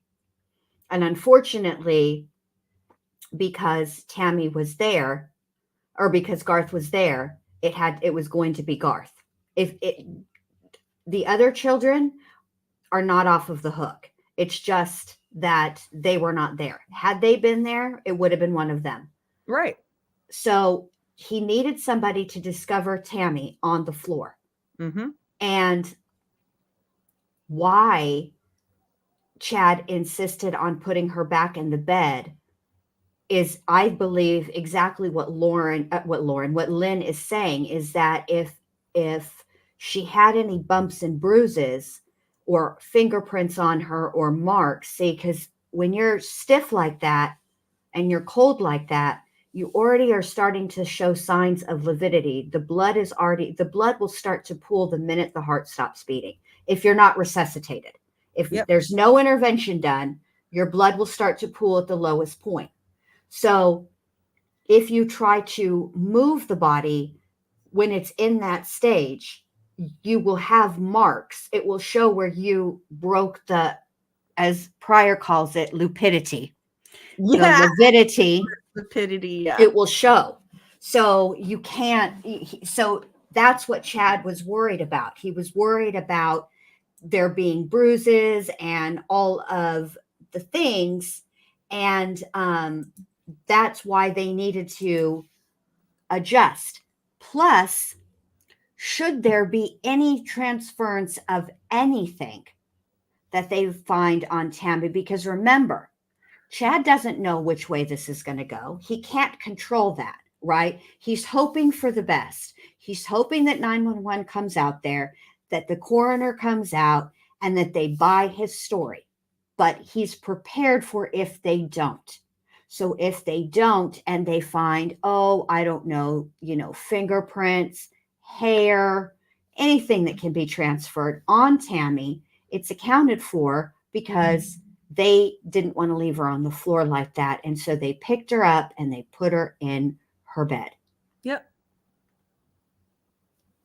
That's what I think too.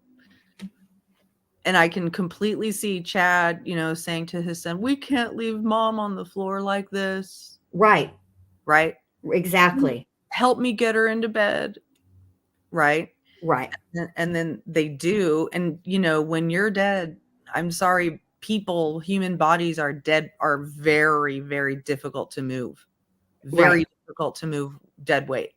So Chad wouldn't have that, chunky chud. Sorry. I'm okay with, a little bit of clowning on someone like Chad. Right. He couldn't have moved her all by himself, but also he needed that other witness. Correct. To the discovery of her being dead. Right.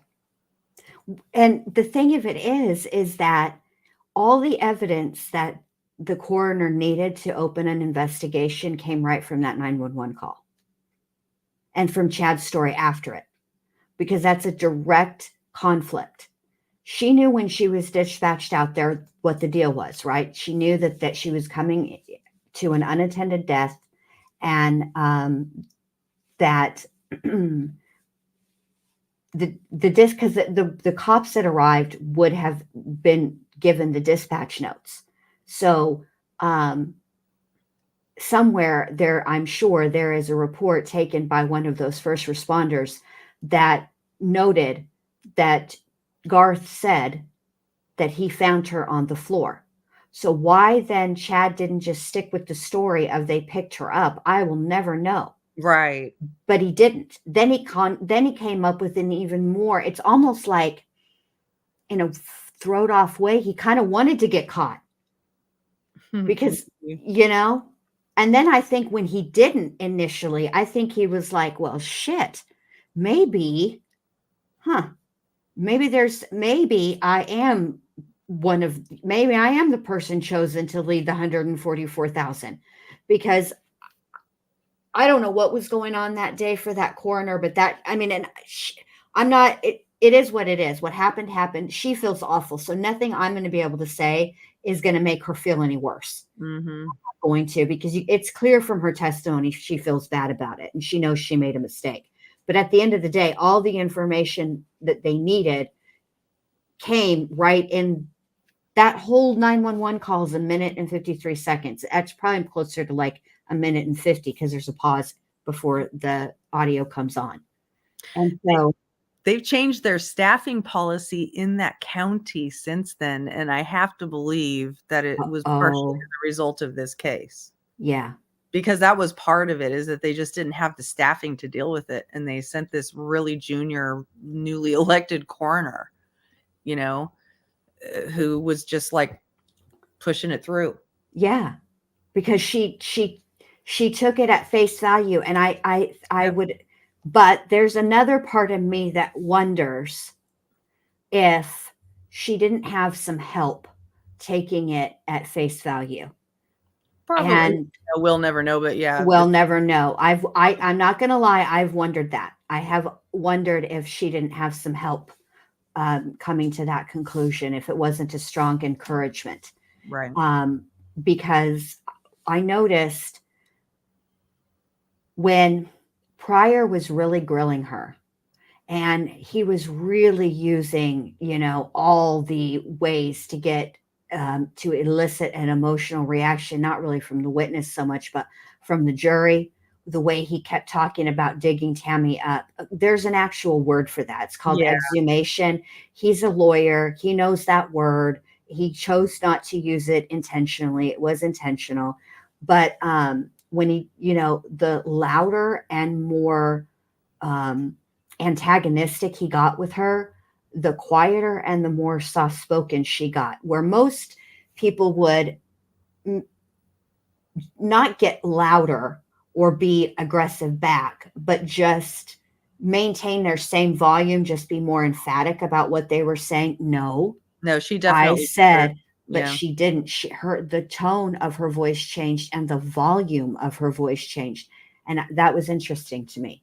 Yeah, she was very self-conscious. Mm-hmm. Very, and I felt bad for her, and I agree. Me with too. He overdid it, and I think that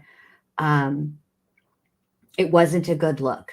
And he kept saying, digging up their mother. So yes, you know that that's how they say it, digging up our mother. So he's right. picking their language and fueling their, rage, right? Right. Clicker, Clicker says, I think there was pressure from Chad just to get her buried, and the fact that all the investigation info was not gathered yet had something to do with it as well. And then Clicker says, not just the coroner's decision. I think that's what I will agree with you that Chad, that was what Chad wanted. That was ideal for Chad, but Chad's not who I'm speaking of when I say that her decision was potentially influenced. I'm just going to leave it at that because I can't really prove it. And I just don't think it was Chad. I think Chad, that's what that's what he wanted. That would have been the ideal circumstances and ending for all of this. That's what he wanted. But the fact of the matter is, there were some red flags in the very beginning, starting with that 911 call. And, that's not the position that Tammy was found in when the coroner arrived. That should have been the first question. Mm-hmm. But then there's a change in what happened. If Chad was sleeping in that bedroom, like he says, right? Why does Garth need to come in and discover her at all? Why would he? They should have asked that. And they didn't. Yeah. So, and I don't know if the LDS church has there are religions that when a person of that faith dies, that they need to be buried within a certain amount of time according to their faith. I cannot remember what the time of it is. With Judaism, it's like within 7 days or something like that. Yeah. So there's a time limit, which obviously if somebody is unalived or, there's any type of death investigation, that's not going to happen. But I mean, that's the ideal situation, but I don't know if the Mormons have that or not. But my point is that right from the beginning, there was problems with Chad's story. And all he had to say was, even if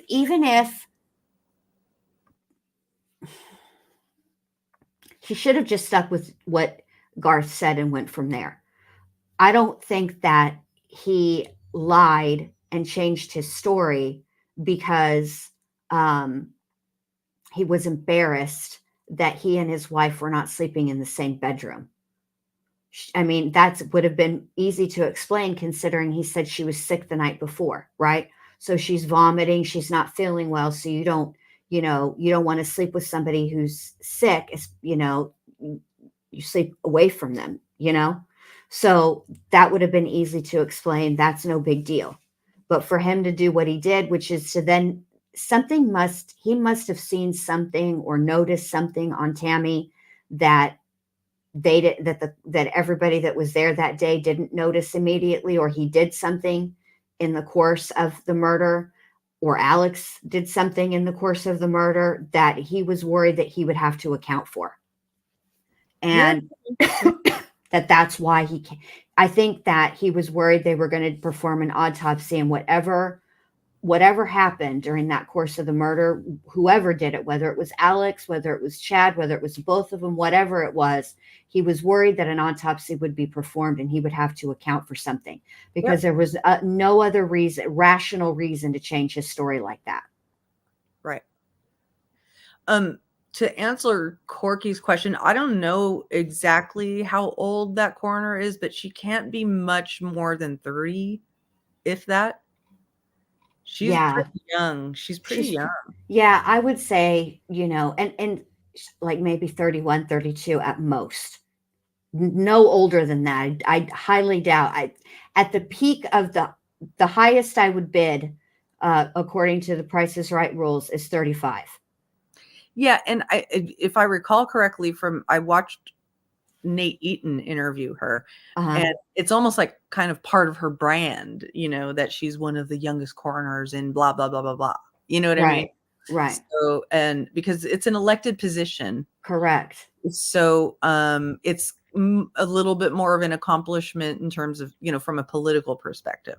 Correct, and to be that young, yeah, and to have, and she does have she's an EMT, so she does have, some training and education in anatomy. But one of the main things that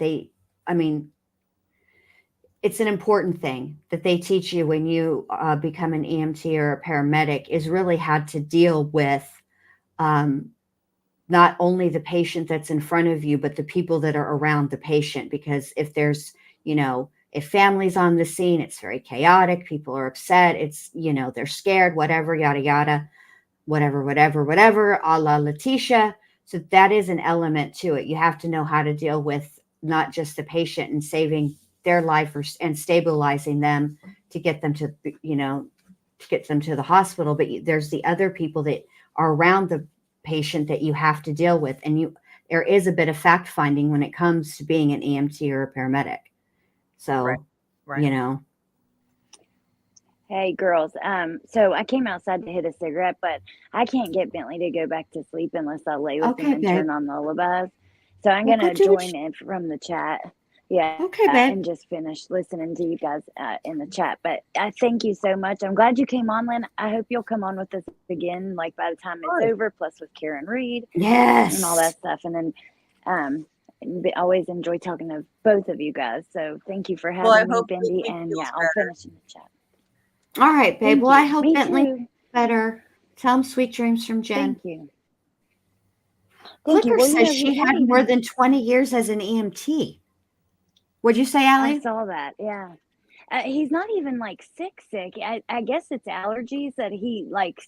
The drainage made him sick. He was already asleep, and that woke him up. And then and so then he's just it's just bad allergies from the drainage. But then he was up, and I thought he fell back to sleep. He didn't. He was just laying there, and then he won't go back to sleep. I've been sitting there with him, actually trying to get him, and here he comes to get me outside. Okay, so I'm gonna go in the chat, and thank you guys, and I'll talk to you soon.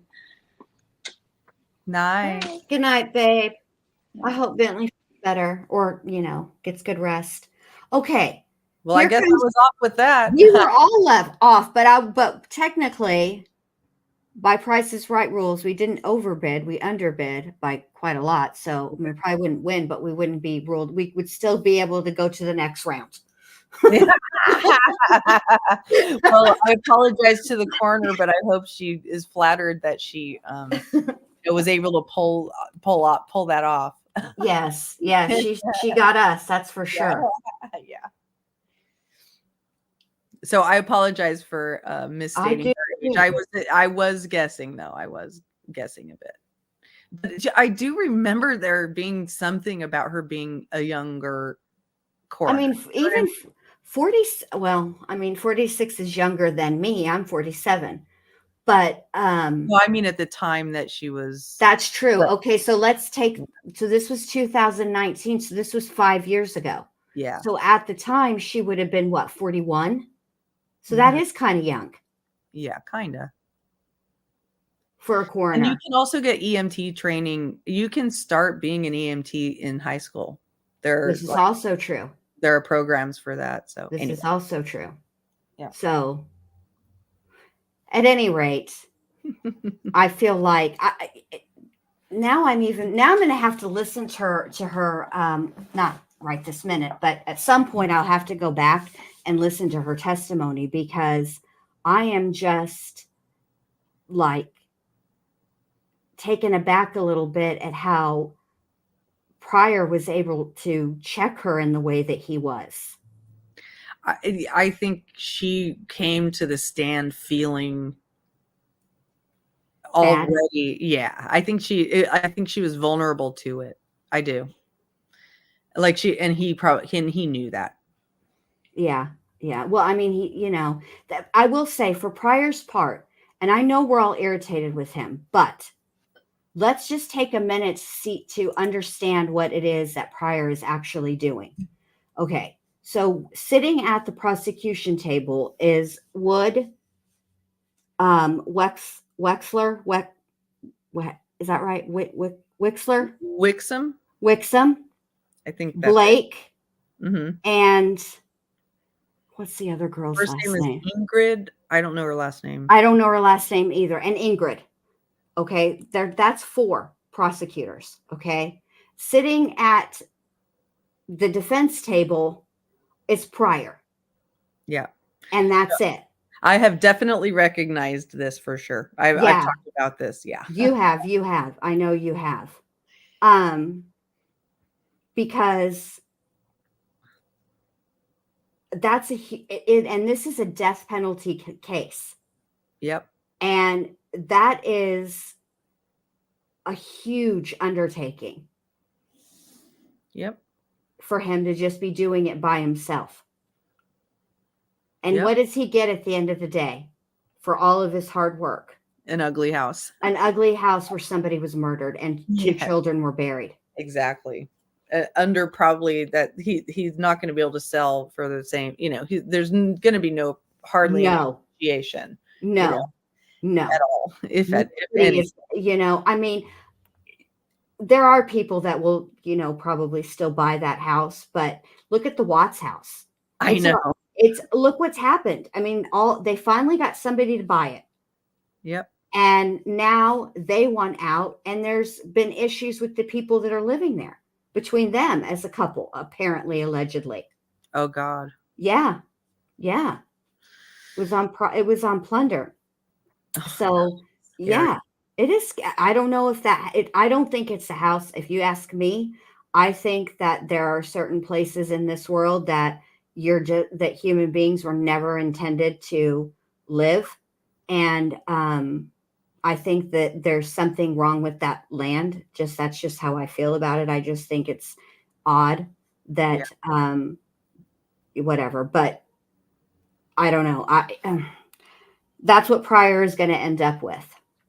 Land where 2 kids were buried and a woman was murdered. And for what? He'll need to level that place to make anything close to, resaleable. Exactly. Yeah. Exactly. And at this point, Darlene is right. He's the best case scenario for Pryor in this, for his client, for Pryor, would be that he gets life without the possibility of parole. Yep. Worst case scenario for Pryor is clients put to death.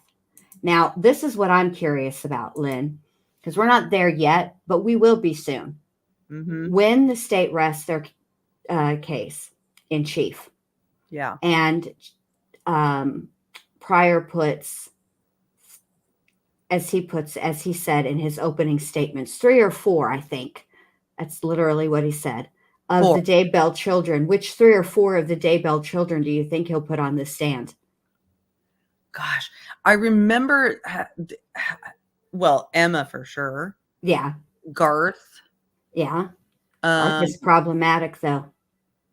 Mark. Because and the reason I'm bringing some of them, like Emma, Garth, because he was there to witness his mother dying, right? Mm-hmm. Or his mother after death. He was there for that. Right. Mark figures in some of the correspondence. Right. Right. Emma's just been a vicious, warrior for her dad. Yes, she has. So there's that. Maybe even the the son-in-law, Joseph Murray. Okay. Could be called, because he's one of the people who did the 911 call when the attempt on Tammy's life was taken. Oh yeah. He called 911 and Tammy called 911, right? Right. I get a little bit mixed up about the other kids of Chad's, besides the 3 that I just mentioned. Seth. Oh, right. There's Seth, and then who else? There's 5 Daybell kids. So there's Garth, there's Emma, there's Mark, Seth, and Seth. I can't think of the last one. I can't think of child number 5. I'm sorry, child number 5. I remember somewhere in the ether back in some of my research, I remember one of the kids always being a holdout in terms of like just being out there and forthright and defending Chad. Layla's can't read. Another girl, yeah. Another girl. Yeah. I just forget her name. Yeah. What is the other kid's name? Oh, well, we'll remember it later at another point. Sorry, you guys. Leah. Okay. Thank you, Clicker. Thank you, Leah. Naming your child, if you're a Mormon, if you name your child Emma, that's big because Emma was Joseph Smith's first wife. Yes. Well, Chad wrote an entire book about it. That's right. I forgot. I try to put Chad's writing out of my brain. I read that one. It's actually kind of gross. I don't mean just in the way he. I won't get into it. I don't mean in a pervy way. I mean just the way he was painting Emma as this. He portrayed her almost like the way he portrays Lori now, except without all the sexual undertones. Wow. You know what I mean? Like, I mean, look, Emma held it down. She's the descendant of Moroni, that type of stuff. Like yeah. He imbued all of that type of specialness on her. Gotcha.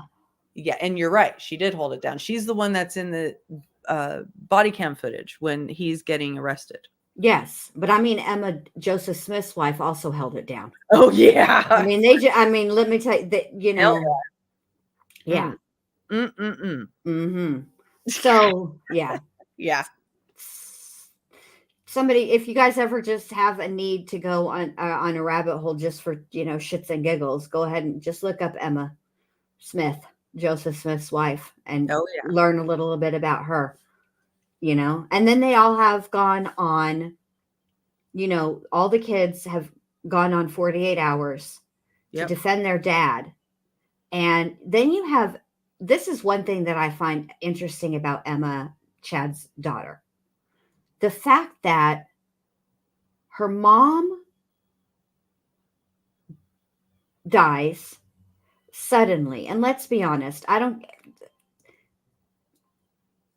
think for a hot second, if Tammy was willing to take Prozac, which, spoiler alert, prior, I know you keep on bringing up all of her lotions and potions and homeopathic remedies, right?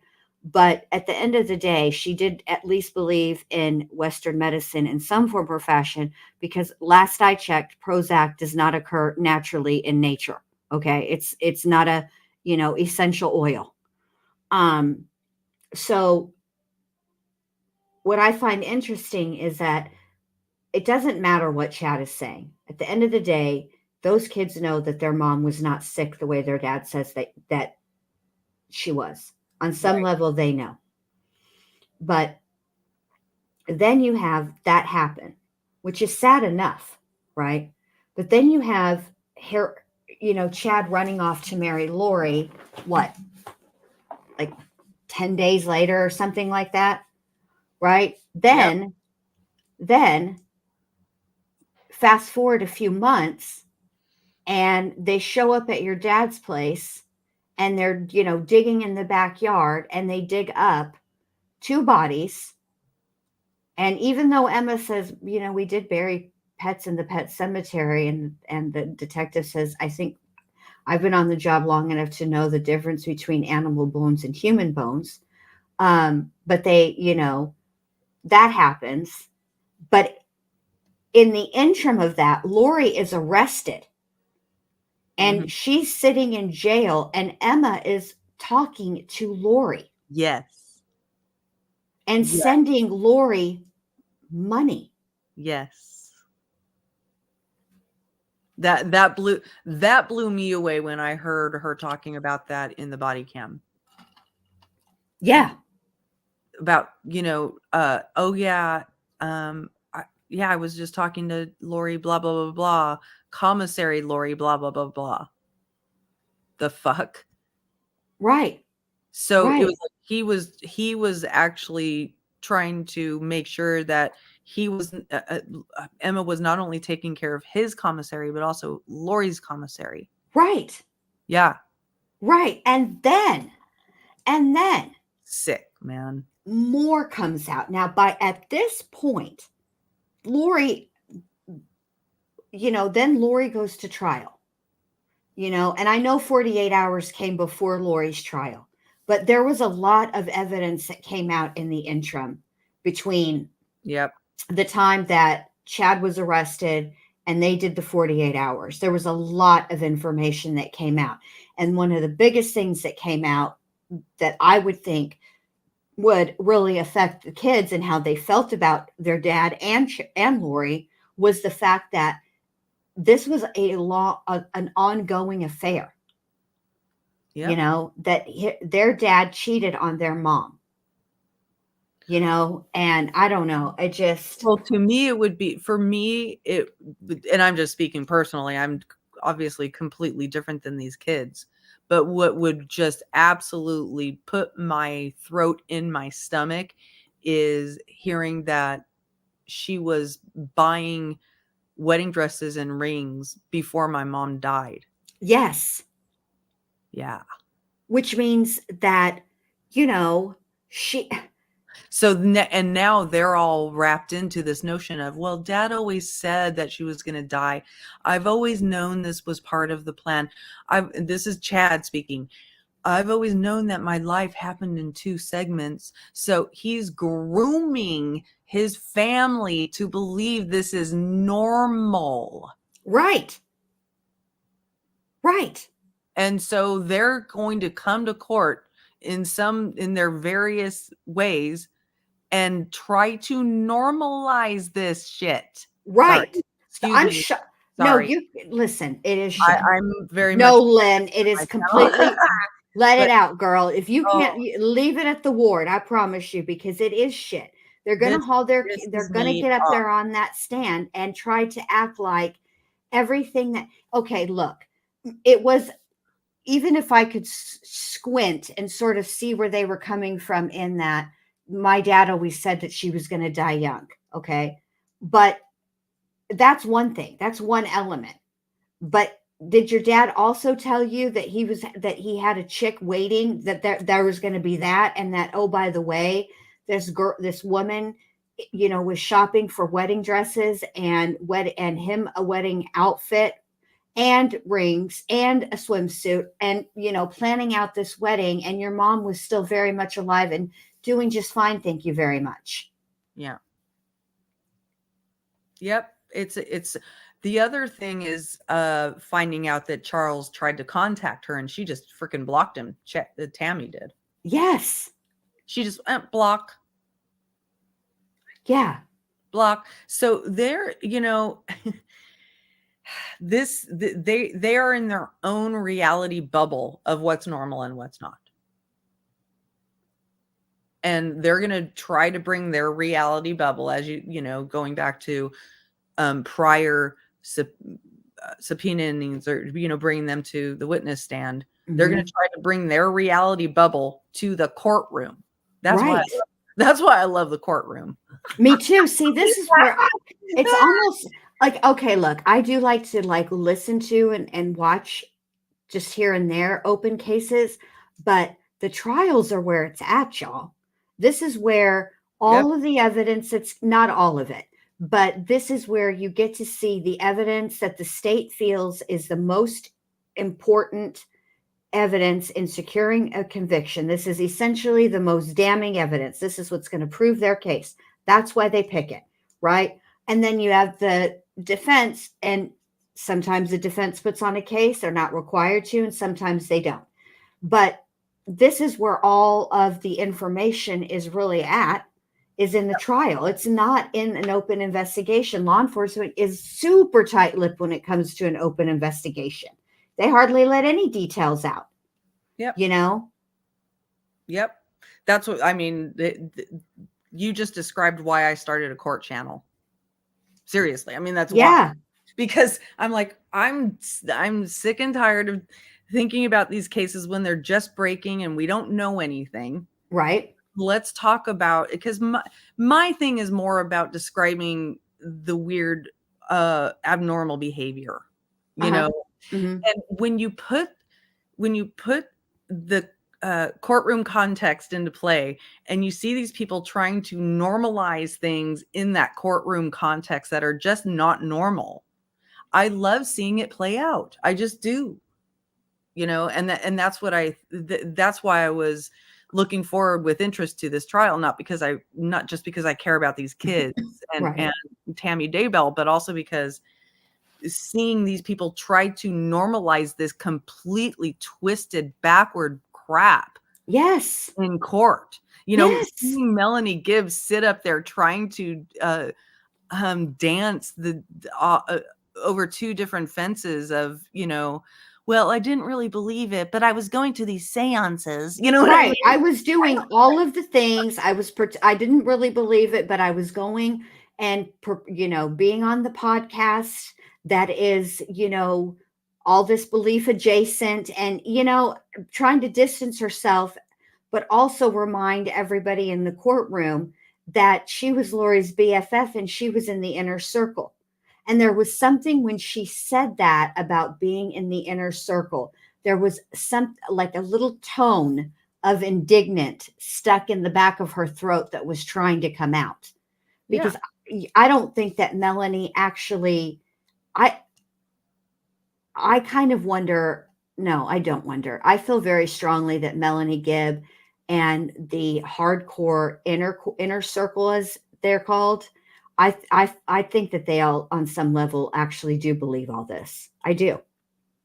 They want to. Still, I think they still believe it. Well, and I think there are other people out there who believe. Correct. Yes, like, I do too. We see evidence of this already, you know, with like the Jody Hildebrandt type stuff, right?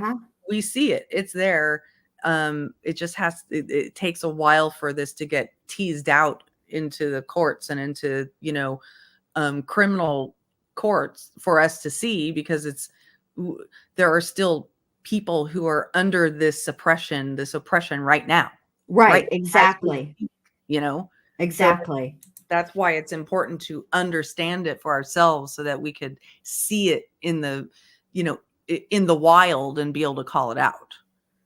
Exactly. And to Little Red's point here, Melanie Gibb, oh Lord, prior trying to throw her under. I can't be mad at him for doing that though, because to be honest with you, Melanie knows a lot more. And let's just remember this too. Prior is not only privy to the state's investigation, right?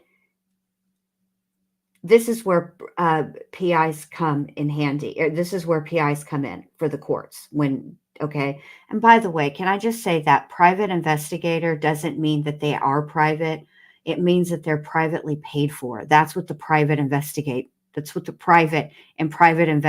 means. It's you're hiring them privately, not like a detective who is also an investigator, but they work for law enforcement. They're not, you cannot go to a cop and hire or a detective and rent out the detective to help you catch your spouse who is cheating. However, you can go to a privately paid for private investigator, and that's their job. Mm-hmm. So it's not like there isn't a private, at one point, probably early on when Chad still had money, that Pryor had a private investigator who went around. They look at the documents, they read the case, the interviews from the witnesses, they go and speak to the witnesses, because they also serve at the end of a trial after a guilty verdict. If a guilty verdict is reached, they also serve to, in a case like this where there's the death penalty, they're the ones that start the process of finding mitigating factors. So they Right. will talk to family members, they will, all the things, right? That's what a private investigator does. So God only knows what that private investigator, in combination with the actual law enforcement's, discovery, and not just from Rexburg, but also from Arizona, what level of dirt Pryor probably has on Melanie Gibb. And so the way he goes at her is almost personal, as if she's done something personal to him. And I don't know, it's odd to me because going at her and throwing her under the bus does not absolve Chad in any way, shape, or form. It almost makes me wonder, just, if Pryor is privy to some bit of information on Melanie Gibb that repulses him, and he kind of wants to see her get charged as well. I don't know. I think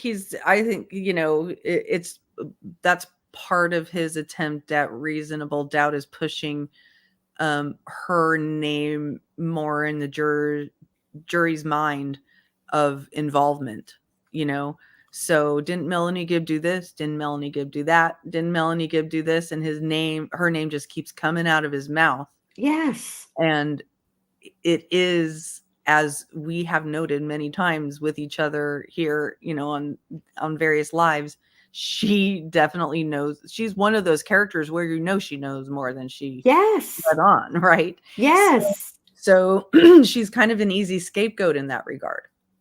She is, and I think that some of Pryor's questioning was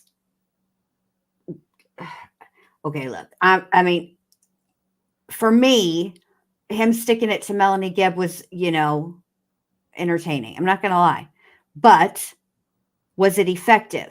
Some of the questions, no, because even if he were to prove that Melanie Gibb was part of some sort of plan to unalive JJ, Charles, and Tylee, she wasn't a part of. She wasn't even around when she wasn't in the state when Tammy was, murdered. So it's kind of pointless to keep trying to throw her under the bus for things that she's probably not, responsible for on some level, You can't put her there. Yeah. Right. You can't put her there. Yeah. So I don't know if it's something that Chad has told Clicker, or if it is something that has come out while he's been preparing for this trial, or the third possibility is it's a combination of both. But there is something about Melanie Gibb that is stuck in Pryor's crawl, and he didn't even get it unstuck when he got his big opportunity to cross-examine her, because then when David Warwick got on the stand, and there's been a couple of other witnesses that have gotten on the stand, that he goes at Melanie Gibb again. Mm-hmm. So I don't know what Melanie did that has done something, and Pryor, that friendship door is closed. He is not checking for old Melanie Gibb. And he did try to serve her a subpoena in the hallway when yes, she was there. Yes, she's been avoiding service from John Pryor's subpoena forever. And why would you do that? Just say no, lady. I mean, just fucking, you know what I mean? Right. So she's a slippery one. Lil Red, I know that you're worried about this hush hush proffer, but this is what I think is the truth. I think that Idaho, while they are probably aware that Melanie's hands are not clean in Idaho, I think that the reason that they haven't charged her is because it's pointless to charge somebody if you don't think that you can prove the case. You don't want to charge somebody and think, well, maybe we'll scare her into taking a plea deal. Do you know what I mean? They have to be ready to take her ass to trial. And I don't think that Idaho thinks that I don't think that Idaho thinks that they have a strong enough case against Melanie Gibb. I think what we really should be doing is watching to see what Arizona does. That's what I think. Yeah. I think the best chance for the Melanies being arrested and charged is going to be in Arizona. And I think the reason that the witness list is sealed is because during Lori's trial, even though every single witness was admonished and told not to talk to each other, not to listen to any of the testimony that was played at the end of the day, who should do that but Melanie P. and David Warwick? You know, so I think that might be the reason, so that it's mainly for some of the witnesses not to be cahooting with each other. That's what I think, because they're not allowed to talk about it. Right. Yeah, just on a side note, I am jealous that Teacup saw Tool. I like that band. Do you? Speaking of, you know what I'm jealous of? I'm jealous of your picture with Mark Hamill. Oh, I'm a huge Star Wars fan. Huge. I have some more pictures from those days. Oh my gosh. Did you know that I played a stormtrooper on Jeopardy? No, I didn't know that. Lynn, one of these days, I'm just going to have to sit down and have you on panel and just get to the interesting life that Lynn has led, because you've seen some shit, done some shit, know some shit. I would love to sit and just chat with you about all the things that have happened in your life, because you have some really good, it's fun to talk about it because they're fun memories. I mean, it was also very stressful. Yeah. But you know how you look back on even stressful times like that, the good times really rise to the surface looking back. Yeah. When you're in them in the middle of it, you're like, oh my God. But then you look back and you really look back with fond memories rather than that was the worst thing that I mean, some stuff obviously you can't, or there isn't anything good to try to even come out with, but you know what I mean, for the most part. One of my favorite memories though about Mark Hamill was going out to dinner with him and his wife, and he and his wife, me and his wife stayed friends for a while after that. Actually, she's really sweet. They've been married for many years. He was really, really in a kind of sad, lonely, lost place at the time, because the most he was getting was like voice work, Yeah, he's the Joker. Yeah, but now he does so good at that too. His career has had a resurgence. I mean, I've seen him in lots of other stuff besides Star Wars now. He has kind of a archetype that he plays now, and I love it. I do too. He was really good in Fall of the House of Usher. Yeah, that's what I was just about to say. Fall of the House of Usher. I was like, that was such a pleasant surprise to see him in that. I was like, wow. Yes, and he did so well in that role. Like he just was amazing in that, Yeah. I thought he did a great job. And I've always liked Mark Hamill, and I've always thought it's a shame that he was typecast as Luke, as if he could never play another, role. Yeah, and also the rap on him was that he wasn't that great of an actor, and and one tragic thing that happened is after the first Star Wars movie, he got into a really bad car accident. Yes, and it messed up his face. Yeah, I remember my mom talking about that, because my mom and dad took me and my sister. See, I was born in 1977, so I was a little too young to see A New Hope. Right. And then I was still a little too young for The Empire Strikes Back, but I was plenty ready for Revenge of the Jedi and Return of the Jedi. Sorry, I'm tired. Return of the Jedi. And I remember my mom and dad were talking in the theater while we were waiting for the movie to start, and she mentioned that. She's like, I wonder if they're gonna how they're gonna show that, or if they are gonna show that, or whatever, how it's gonna look on film. And yeah, he's my understanding, at least from talking in that circle of people at Lucasfilm, was that he was extremely self-conscious about it. It was Yeah. a very hard time in his life, which is understandable. Right. And it's unfortunate that people didn't think he was a good actor based on Star Wars. I thought he was a good actor for what that role called for. Yeah. I mean, Luke Skywalker is I mean, it's the role is in those movies. The range isn't all that deep, I mean, the worst thing that happens to Luke is that he finds out that Darth Vader is his father, and there's at the very end. Oh, I've spoiled the ending. If you haven't seen Star Wars by now, you ain't fixing to. But anyway, but then his big acting moment in that trilogy is no. Exactly. Yeah. Exactly. So, it is what it is, but he was good in the third part of the trilogy, the end of the trilogy, like the Force. It's not because he's not in, is he in whatever 8 and 9 are, or whatever it is? Let's see. Well, he's not so when I worked at Lucasfilm, we were putting out the last 3 of the second trilogy. Okay.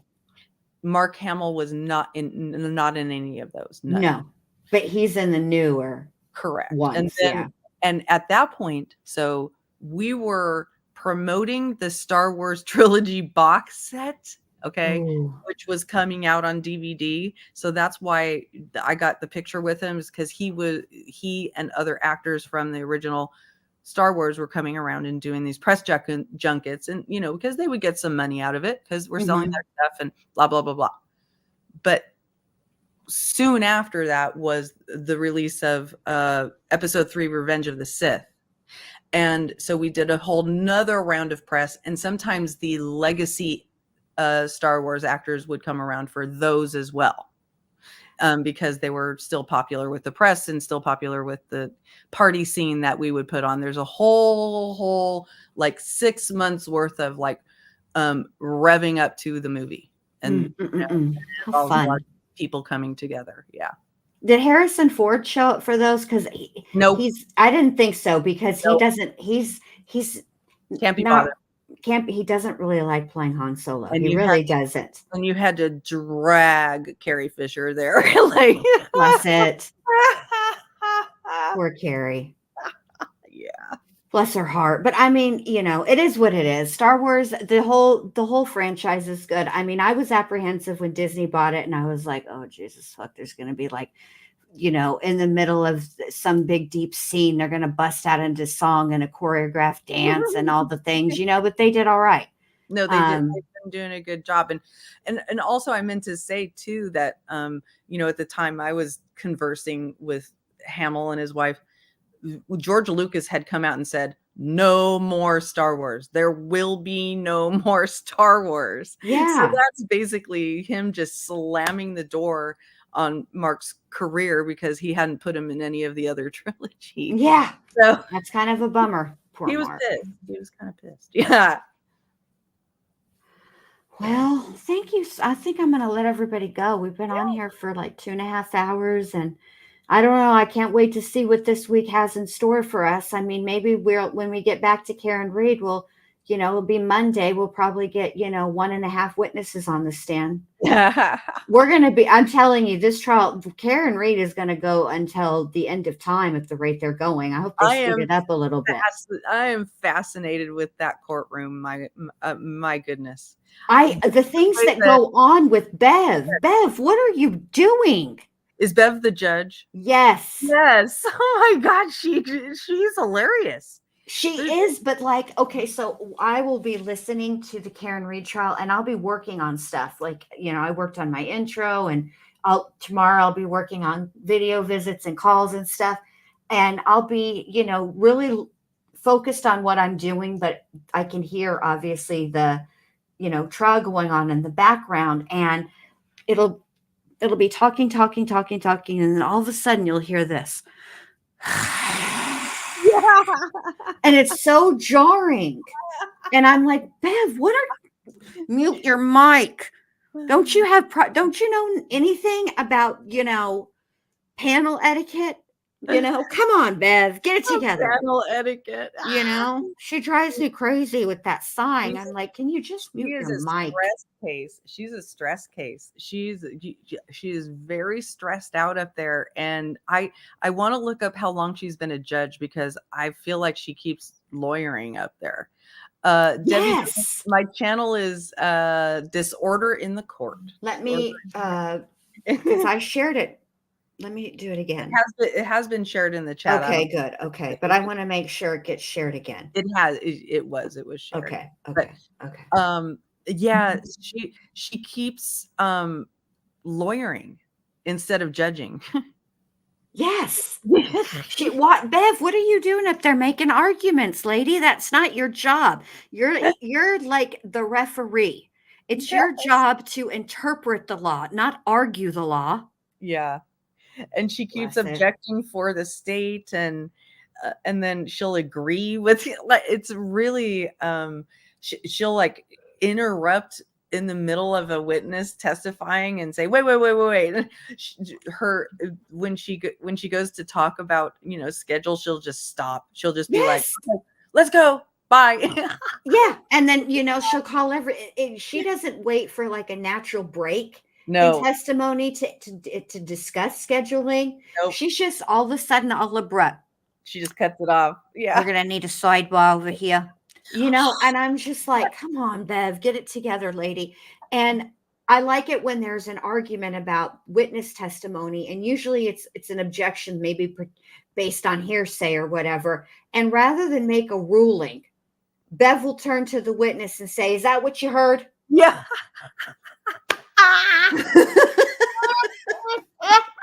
And I'm just like, Bev, you are an attorney, but you are no longer a practicing attorney in this capacity. Right now, you are a judge. It is your job to just referee and make rulings and see that the trial goes on fairly, that everybody's doing what they're supposed to be doing, that there's no funny business, all the things, but you're not litigating, ma'am. Stop that.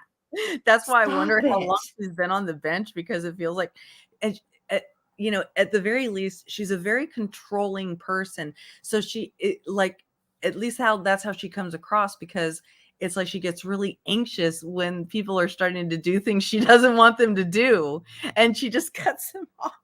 It's funny to me. It is. That's, I understand. It's the serious of this can't be, overstated. I understand. No, it's very serious, but I'm laughing at this woman. Yeah. Bev does interject some comedy, and I'm going to say this. Hi, Nature Rocks. I'm going to say also that if Bev keeps it up, should Karen Reed be convicted, she's going to have an excellent chance at an appeal because of the shenanigans. Exactly. Bev. So listen, you better cut your shit out, Bev. Because she's being so messy that they could use any of those little loopholes to create a reason for an appeal. When she published a picture and then decided not to publish it, and she put it up there, published it to the jury, and then she was like, psych, and took it off. Yes. That is a huge trial error, and there's going to be problems come later should Karen Reed be found guilty. So, like, Bev, what are you? I kind of want to interview Bev. Maybe when all this is over, I'll shoot her an email. Yeah, you should. And be like, come on, Bev, come over here and chill at the ward. It'll just be lighthearted humor. I might make fun of you a little bit, but it's all good. It's fun. I'm not going to be cruel about it. Judge Doro did interviews after Darrell Brooks. So, hey, why not? Go for it. Try it. Yeah. I mean, what's the worst that can happen? She says, hell no. Okay, then I'm no worse off. But she might be like, let me check out your channel. And she might be like, oh, Jen Lou sounds like a good time. Maybe I'll do it. But thank you very much, Rachel. And, for saying that, I appreciate that. You do a good job covering Charles. Charles are my favorite, and I miss covering them. And I'm really glad that, I've started talking about them again because I miss them. I really needed a break from like nonstop Letitia. Like I think she was starting to get into my psyche a little bit. You know, I mean, because I would catch myself saying, like, you see what I'm saying, which is not something that I say, but Letitia says it so much. You see what I'm saying? You see what I'm saying? And you know, whatever, yada, yada, yada. And then you got Aunt B up in there. Hi, baby. Oh, Tisha Lynn, you know, and it's too much. It's too much. So I'm glad I'm going doing trials again. I miss it. Yeah, sometimes I stop covering certain cases or people or whatever just because I can't stand the thought of listening to them talk anymore. It's too much. Sometimes it's too much. And like you hear Letitia's calls, you watch her video visits, right? And just when you think, okay, she's at the pinnacle of throat off shit that comes out of her mouth, she cannot possibly top this story. Here comes Tisha talking about hold my beer and hold my hoops. And she'll come out with something that makes literally zero sense on any plane of existence. And she says it with the seriousness as, like as if she believes it in her soul. I know she doesn't believe her lies. She just enjoys getting other people to believe them. But ridiculous. It's instructive to see how a person can, be that insane and really come across normal. Yes. You know, yes. Normal to the point that she got a position in which she was working with children. Yeah. I don't care if she was the main teacher, a teacher's assistant. I don't care if she was, hell, even if she'd have been a cafeteria lady, she slipped through the cracks because they screen those people too, and then, and then here she comes, it blows my mind because listening to some of those calls, there have been calls where children have been in the background, specifically with her mom and with Katrina.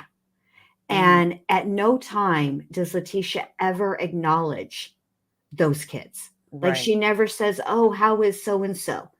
That I can hear in the background. Does she ask the other person how they are? No, or sometimes she does, sometimes. Or when one of the kids is crying or something, she won't say, thanks for taking my call, but your hands are obviously full. I'll call you later. No. She just continues right on with the button pushing to summon the Volturi and then, all the things, like no child is crying. Right. It's just, that all that exists is her and her little world. Correct. It's Letitia's world and we're all just living in it. And we should all be thankful that we are allowed to live in Tisha land, because it's Tisha. Yeah. Believe Tisha time or whatever. I'm in believe Tisha mode. Never be in believe Tisha mode. Don't be believing nothing that woman says. All right. I'm going to let everybody go. I want to thank you guys all for being here. Thank you to Allie. Thank you to Lynn for being here. Thank you very much for having me. You are so welcome anytime. And we need to get together on Read. Yeah. Lynn is streaming Karen Reed. She's also streaming the Daybell trial. If you want a cool chat and a good creator to go hang out with, Lynn is definitely that. I go over there and watch all the time. So I highly recommend Lynn. And with that said, I want to thank you guys all for being here. Don't forget to give your girl a thumbs up. Welcome to Punksy, the new member. And I will talk to you guys tomorrow. Bye.